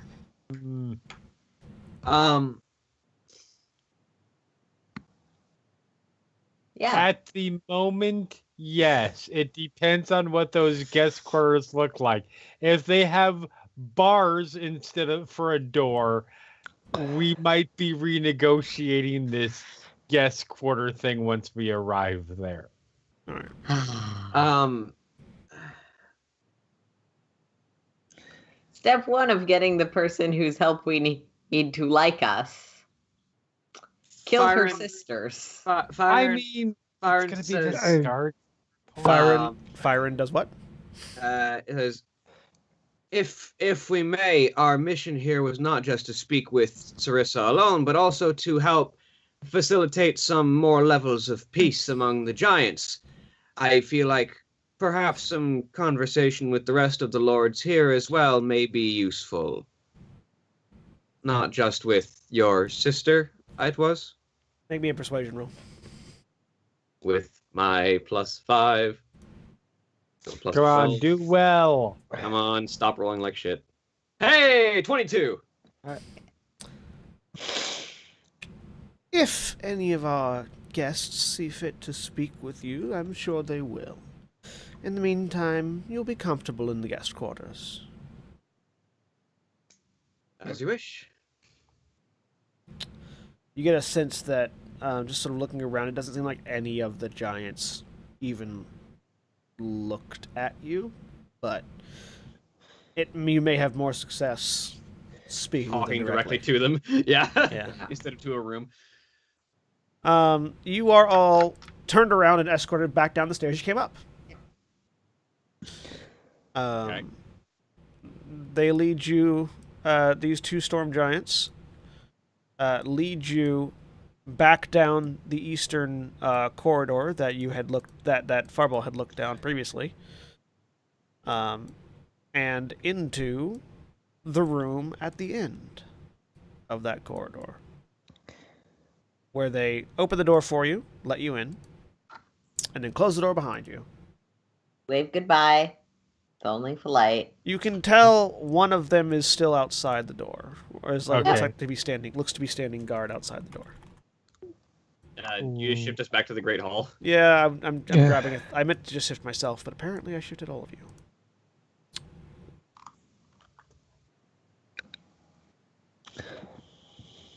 Or not outside the door, but out in the other room.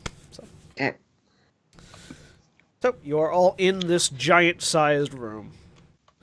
Actually, this room is not giant-sized. These beds and accommodations are fitted to medium-sized creatures. So Okay. All right. I am going to just to make sure, go check the door, see if it's locked. it's not locked. Okay. I'm not going out. There's- I just wanted to check. There's no lock on it. It can't be locked. Doesn't need to be locked. The lock is the guy with a hammer outside that's going to squish it if You're it needs not to incorrect. be You know, squished. you sort of look out in the corner and you can see that there's one storm giant standing at the end of the corridor, just leaning against the wall. I get the feeling that a lot of the security in this place is actually getting to this place to begin with. Miracle is going to sit down. Firebolt will just start rummaging around, looking at opening drawers, anything. On one of the beds. I don't know about the rest of you. Mm-hmm. But where I come from, if you want to speak to the head of a noble house or royalty or something like that, Mm-hmm. and you run across the person in charge's, it sounded like older siblings who are not in charge. I don't think the implication was that she was in charge. We did Apparently, Just she's that the she one knew that's where her dad was. Apparently, she's the one that's busy with political matters, though. right. Whereas those two are simply performing. And That seems like a lesser position. And the response from the older siblings is fairly demeaning. They don't like the fact that the little sister's in charge. You go over there, yes. They're so overwhelmed with everything that's going on. I'm just saying something about this rather stinks. Yes, this does have all the political ramification. It does have all the political implications of, well, we're being misled, but I don't know. And we need to find some way to get past them. We need to find this Sarissa directly. Patience is They're not not. going to let us talk to her. Yeah. Patience is not the worst first approach. They may not have a choice.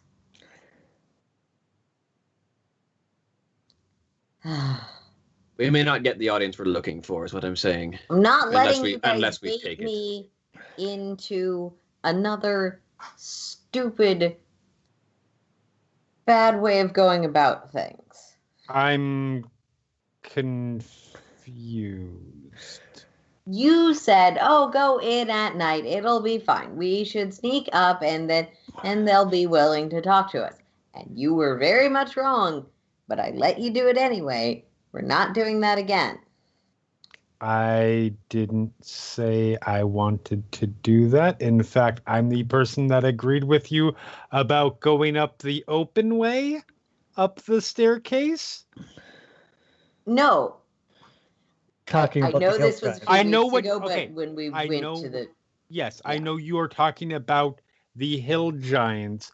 I'm saying I have since shown that I am willing to do the open thing, so don't accuse me of wanting to be sneaky. I think patience is a good idea. I wasn't saying that we should. I'm bringing it up as something to be aware and concerned about. So if what Kinvlar is saying is true, how long do we stay patient? Can How long you does had it a learn to scroll take you wanted patience? to Can we do it transcribe? now? That's gonna take me 6 hours, and I don't have the supplies I need here anyways. Hmm.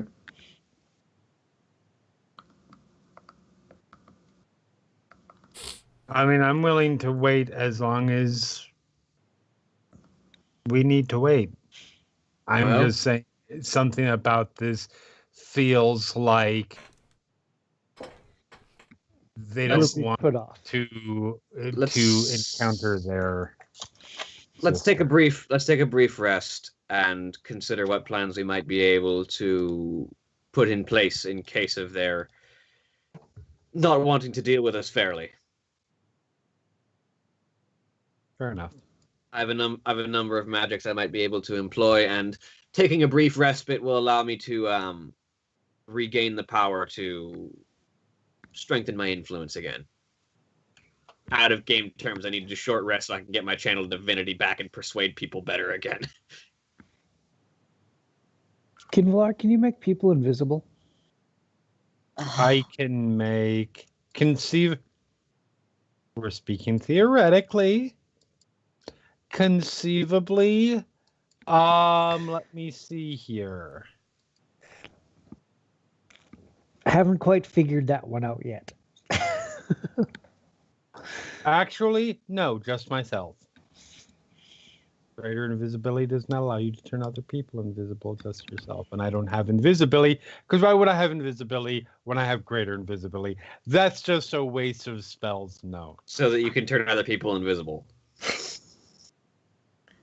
Well, if you're Well, going to bring it good. up We weren't like going to that. do that anyway. I had a cousin Miracle. who knew how to do it. They kind of showed me how, but I haven't quite figured out how to do it yet. If you dislike being forced to do things the way that others wish to do them, do not attempt to force others to do things your way. We are considering options.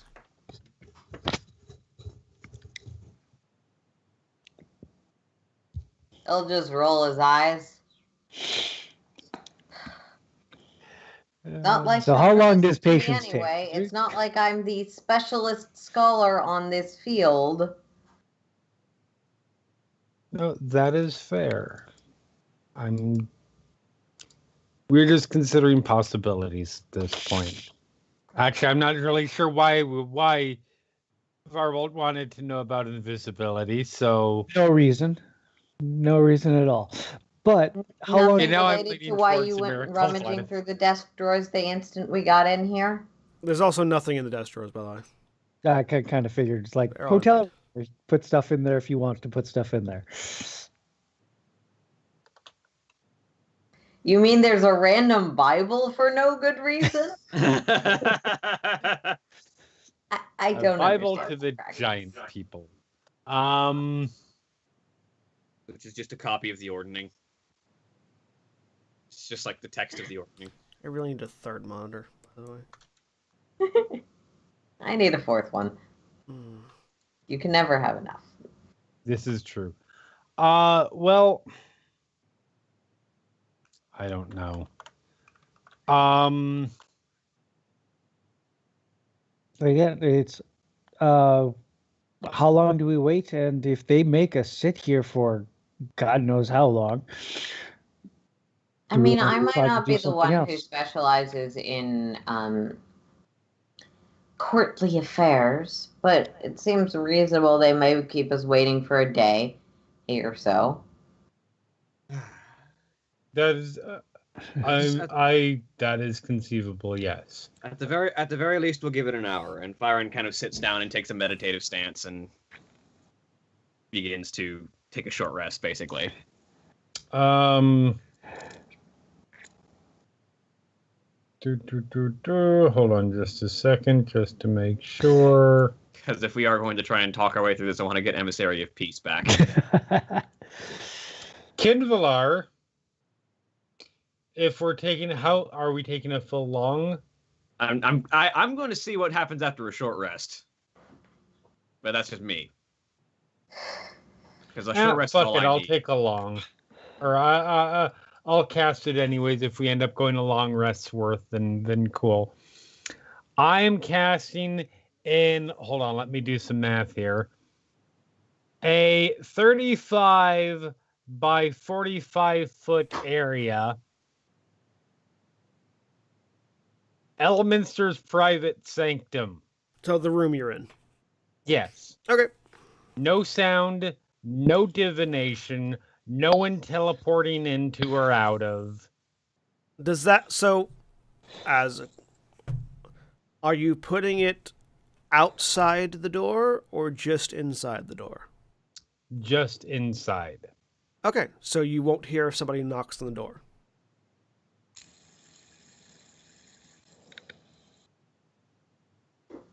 An inch outside the door. Okay. Why don't we put it through the door? There we go. That's why I was asking. Because you would know that if you put it on the inside of the door, that if somebody knocked on the door, you wouldn't hear it. So just over the surface of the door so that the knock has to go through the barrier. Yeah.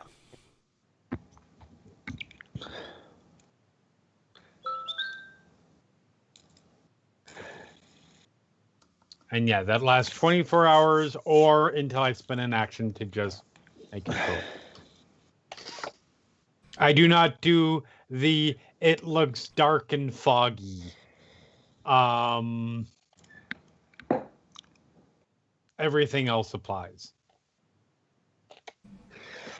Do you still have that golden flute? Oh, yes, yes, Can I see it? yes. Takes out. Farbold actually knows how to play, so he'll sit there like on one of the beds and play.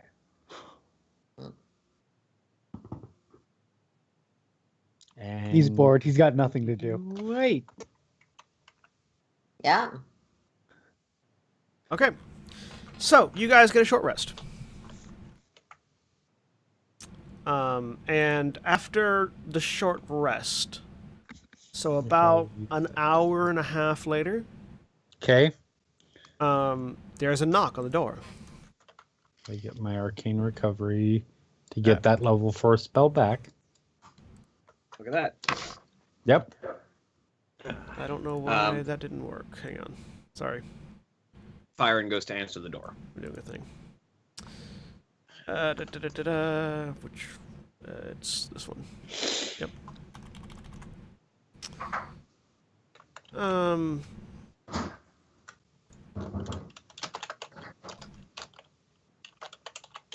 Okay. You answer the door, and standing outside it is one of the two storm giants, one of the two female storm giants that you had met earlier.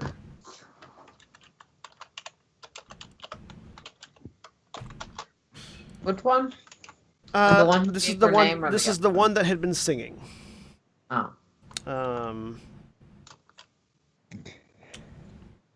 Sorry, I'm having to. This is why I was talking about having a third monitor, because I'm going to jump back and forth through information. Hello.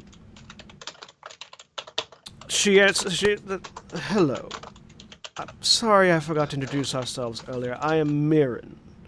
My sister Nim was the one playing on the organ. We've decided that your request for an audience with our youngest sister has been granted. If you'll follow me, I will lead you to her. Insight check, because Sure. he's very nice. He's not stupid. Give me an Yeah. insight check. Okay, yes, I introduced him as a 12. ranger of stupidity earlier. 14. Yeah, I will also. Wow. Oh, they are perfectly trustworthy, guys. Let's go with. Fireball, do you roll an insight check? Alternately, no, I can't Farbold's read not going to shit. bother. They must be super shady. Farbold's not going to bother. Actually, Firen and Miracle. Yes, Jeremy, what are you doing? did anybody step outside the room or did she step in? No, she's just standing right outside. How do we hear her? I would have stepped out, so at the very least. Yeah. I mean, so when Firen opens the door, and you see her standing out there, would you have left Private Sanctum up, or would you have turned it off? Until I know we were leaving to go somewhere else, yes, it Okay. would stay up. Then only Firen Because would it have could heard have her. been, it would have been. No, because Miracle was I'm sure Miracle would have. been trying to be there Yeah. in case someone needs a translator. So you two Because- probably heard. Right, then if both of you Because- stepped Yeah. out of the room to talk to her, Yeah. then both of you. Farbold Kinblart wouldn't was have gotten off concerned the- Okay. about. I just wanted to let you know Yeah. we will be back at some point in the future. Click, and then he's like, "Well, fuck. Okay, cast a 4th level spell again." Okay. So Firen and Miracle are the ones that heard. She's lying. Mm, There is no intention to lead you to an audience, wherever she is leading you to. well, as far as Firen is concerned, this is the only way to progress. So Yeah.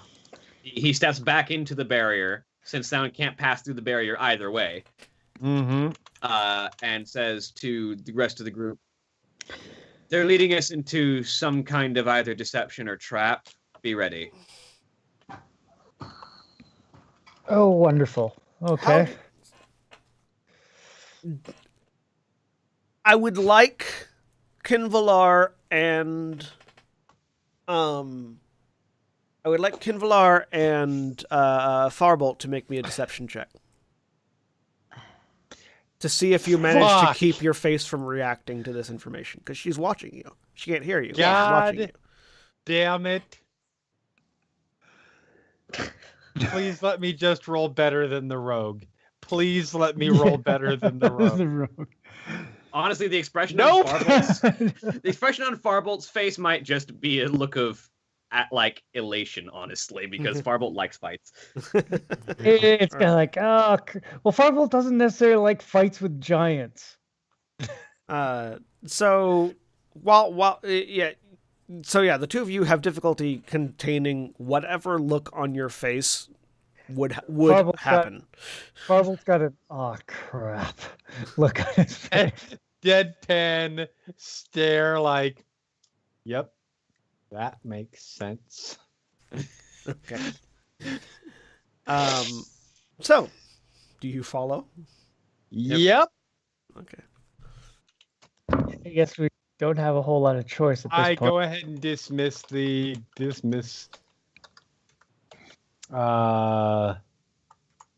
Elements of Private Sanctum. All right. So named because who the fuck is Mordenkainen and why do we care on Faerun? So, she leads you all down the hall. And as you step into the hall behind her, you notice that this hall is a little bit more crowded than it was previously. Oh, look.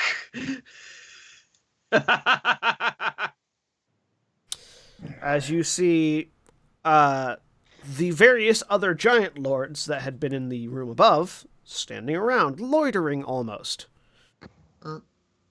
Wave hi. And in that moment, as soon as the group of you walk close enough that you're very obviously in the room,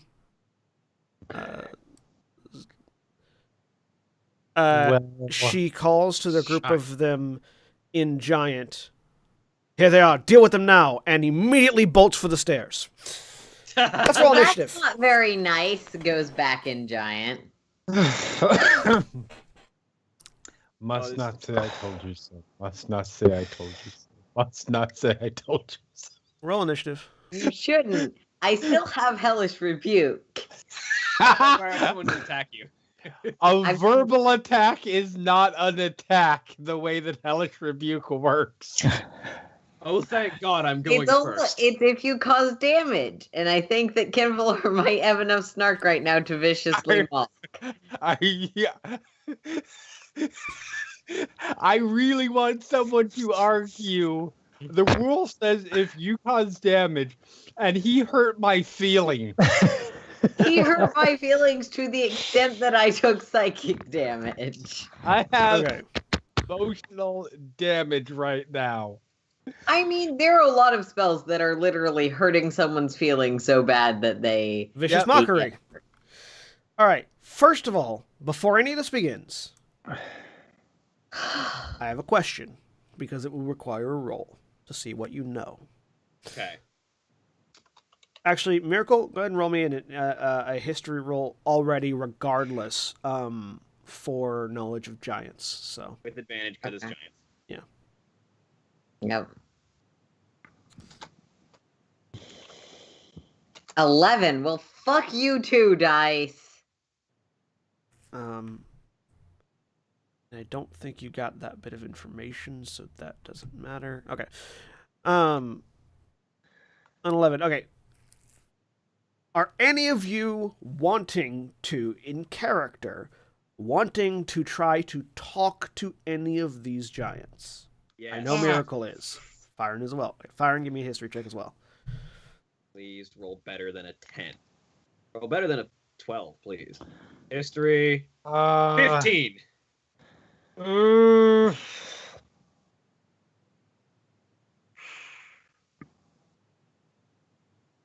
I mean, with as many as there are, I think Kinvlar would be willing to try diplomacy, yeah. Okay. So give me a history check Farbo- as well. Farbo Nat wouldn't be 20. Farbo wouldn't want to go, I don't want to be the one doing the talking, but he'd be more than willing to let someone else Okay, do the give me a history check. Because giants scare him. As they should. Now all of you give me insight checks. This is all happening sort of slow motion. You're realizing you're God about to get damn it. jumped by a bunch of giants. Oh, 11. only no advantage, but 14. These dice are terrible. They are. We need to Okay. switch them out for a different set. So, insights first. Firen, Miracle, Farbolt. Kinvalar, Firen, Miracle, Farbolt. You can tell the giant lords that aren't the Storm Giant Guard are here because they were told to be here. Whatever they're wanting out of the Storm Giants, this is what they've been told to do to get it. So you know that you might have a chance to negotiate with them to maybe get something else. But you will probably only have one chance. Okay. Because they're not stupid enough to defy the Storm Giants in their own stronghold. History checks. All of you know a little bit. Miracle, you know that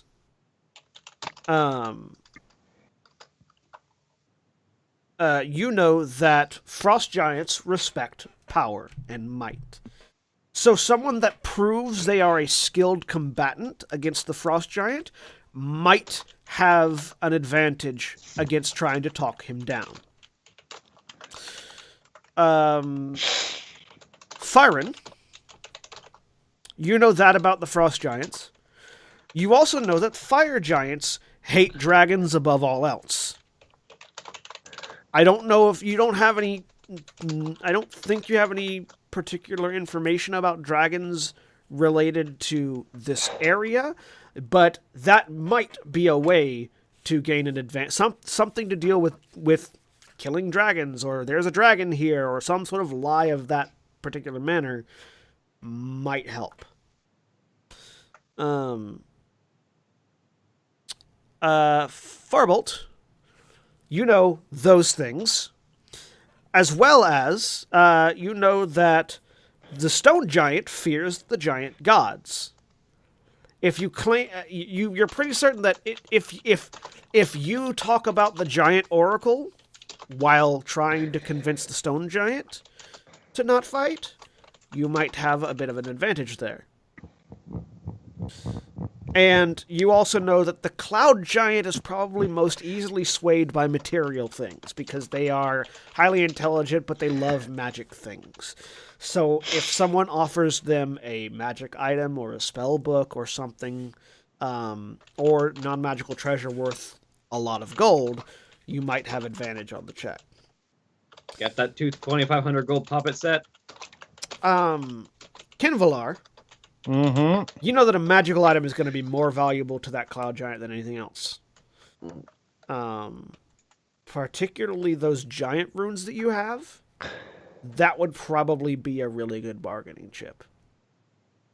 You also know that that if you were successful in convincing the cloud giant with that, it would likely expect payment immediately. Okay. And you know everything about the other ones as well. And again, you all know that if you try to talk to them, you only have one shot. Mechanically, one per giant. Yeah. Okay. Yeah. You all also know the Storm Giant Guard is going to listen to his master. He's gonna try and kill us. That dude's going down. He's gonna So have. you're going to be fighting the Storm Giant regardless. Unless someone has modify memory. It's a bit of a No. high spell. Casey totally said, you should help these people with anything they need. I'm counting on you. If I had this spell, I would definitely try that. I don't have the spell. Isn't it a higher level spell than we can cast right now? Probably. It's So, like a 6-level spell. and it's isn't also it? an evil character spell.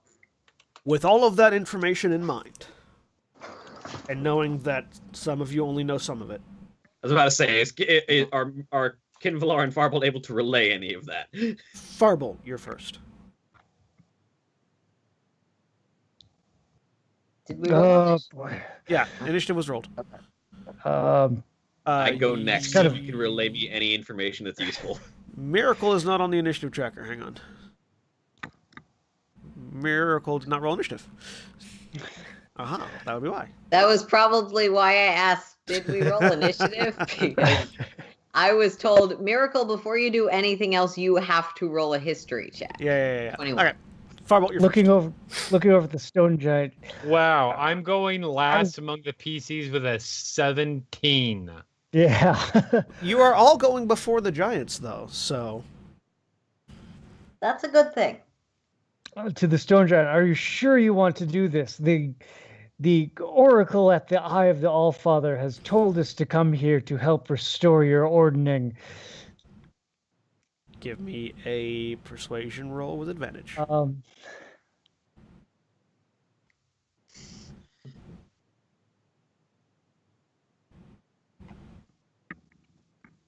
18. 18. That's not bad. That's The stone giants look at you, does not change. Damn it. Mm. Fuck. well, fuck beans. All right. So that was your talking part. Are you doing anything else? I am not going to make the first defensive move. No. All right. Miracle. Ow.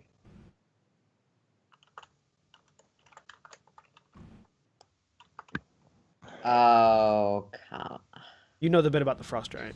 The frost giant, by the way, in case Yeah. it's hard to tell, the frost giant is over here. Is the one to the south. The storm giant is the one right next to you guys. The stone giant is immediately to the north of you. The fire giant is the red one, and the cloud giant is the one farthest away.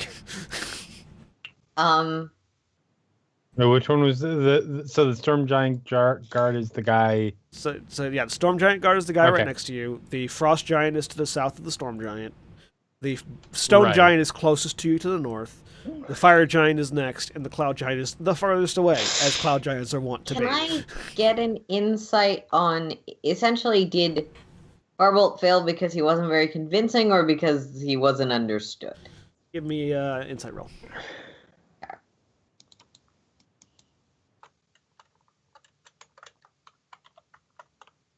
Mm.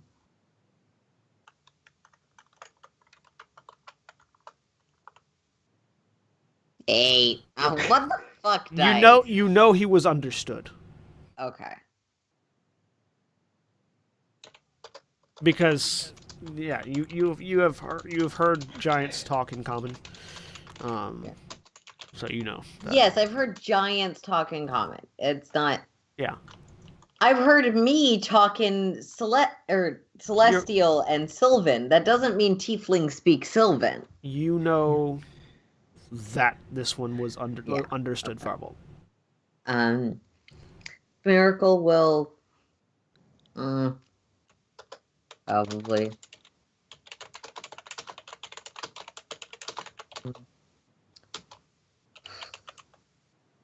I don't have any interest in assisting anyone's political struggles and just dodge. All right. Firing. Well, stride forward. to where No I'm one else visible is to gonna everyone. get this party started. I guess it's on us, Firen. Byron kind of steps forward towards the center of the room. Bonus action, Emissary of Peace, +5 to my persuasion rolls for the next 10 minutes. Okay. Okay. Fire giant, I kind of look at. They're prideful, I know that at the very least. Come now, do you really think doing what these storm giants ask you is really going to get you any higher in the ordering? They want themselves at the top anyway. You really think that doing their bidding is going to get you anything that you really want? Give me a flat persuasion roll against the fire giant. Just roll a 10, please. That's enough! Asshole! Guys, can I use luck for fire? Yeah, you can. Please. I think we're fighting all the giants. Oh my god. What's the 1 to a 2? Yeah, Hey, no. Don't complain. That luck point just doubled your roll. Son of a goddamn. The fire giant, the female fire giant. It's technically a 14. It is 14, but that's not as high as Firebolt rolled. Just looks down at you and just chuckles. I feel like that means they weren't convinced. That's why. Kinvalar.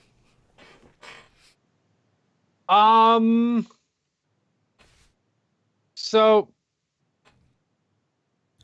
Kinvalar, I need to point out, has a charisma of 10. Mm-hmm.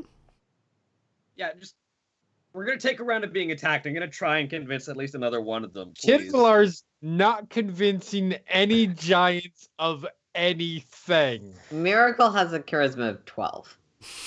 And in either case, there's a storm giant in front of us who's not turning traitor. I could very much use information, please. Yeah. It's up to Kinvalar. Yeah, no, I know. So, looks over at Fire and... Which one was it? The Cloud Giant? The Cloud Giant was the one that lacks The magic items. bribable one? Yeah, the Yeah. cloud giant is the one farthest away. Give that one of the runes. And then... let me see. 20-foot radius. There's... Damn it, there's no way I can...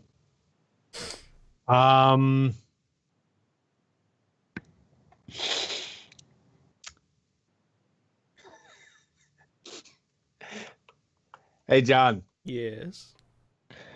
Is there loose rubble on the ground? No, interestingly enough. Damn it! None that's substantial enough to be an object you would animate. Don't we have a bag full of random ass spears and junk? I have No, a bunch of because javelins. Kinvalar specifically said, fuck all those weapons. I have a bunch of javelins, a spear, and a battle axe. Yeah, but that's going to take a lot of time to get it out, and that's going to be my full action. And no, so, you know what? Let's just, on this storm giant dude in front of me, I don't think thunder's the way to go. I certainly don't think lightning's the way to go. I don't know why. Which one is the one behind him? Frost giant. This Frost Giant. That's the one that respects strength, so you might actually get better by hurting. Oh, fuck it then. Yeah, we're centering a fireball on the frost giant.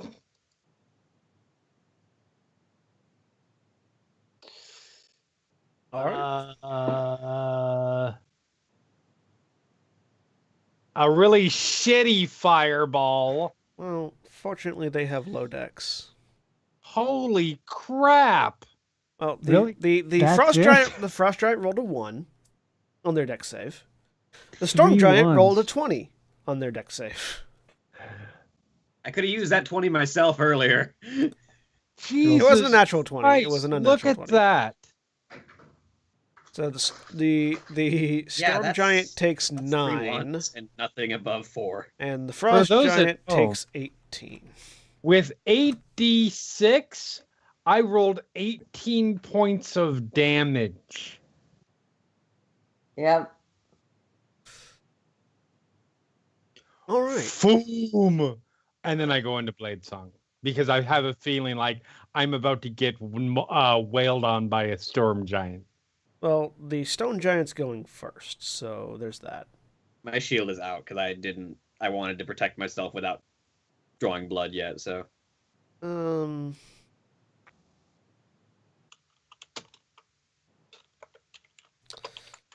Stone Giant steps over towards Fyron.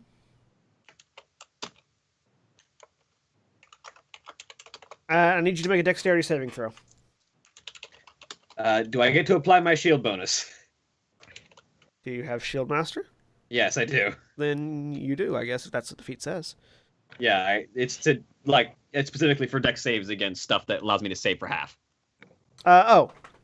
No. In that case, no. This is a dodging thing, not a ducking thing. Okay. Oh, wait, no, hang on.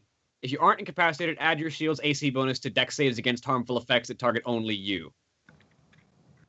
So, yes, I can. Okay. And then the second clause is if I'm subjected to effect that allows a dex save for half damage, if successful, I can use my reaction to take no damage. So yeah, you can add your shield to it then. So this is an additional 2. 18. Unfortunately, it's not enough. You try to get your shield up out of the way as the Stone Giant swings a hand down and just scoops you up. It then hurls you that way. Oh, hey. Oh, that's not good. You go That sounds flying real bad. and hit the far wall. You ever thrown a rotten apple against a wall? I feel like if you have enough force, whether or not the apple is rotten doesn't necessarily change the result. That's true. I'm just saying, rotten apple is sort of like the same consistency and like strength of skin as human. You take 28 points of bludgeoning damage as you hit the wall. Ow! As this giant just picks you up and flings you away. 25. Heavy Armor Master.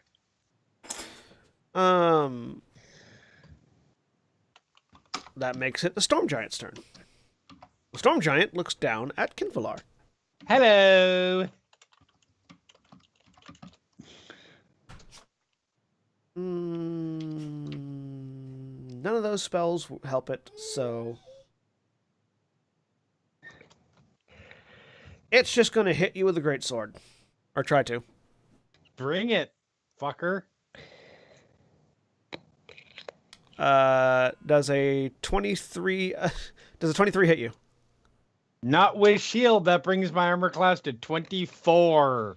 All right. So this giant greatsword swings down and you throw a hand up, this invisible barrier deflecting it, and with a natural 1, his second attack smashes into the wall above your head, having been deflected off the shield.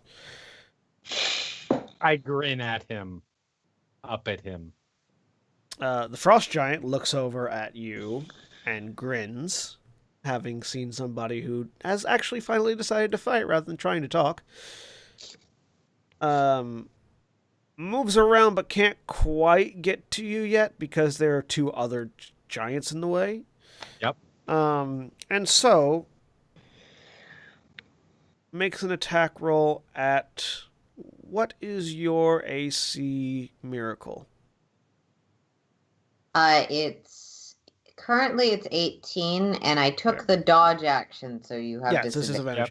A weighted net gets thrown at you, but you get out of the way very easily as the Storm Giant throws a weighted net. The Fire Giant just sort of sits back and leans against the wall while the other 3 sort of group up on the people in the hallway because it's not much that they can do right now. And the Cloud Giant looks over at Fyron and just grins down at him. Well, you look like you're in a spot of trouble, he says. And as he just sort of uses his action to gloat, we're going to call it to an end there for this week. We'll pick back up with this fight next week on Adventurers League. Say goodbye, everybody. Bye. Adios. Goodbye.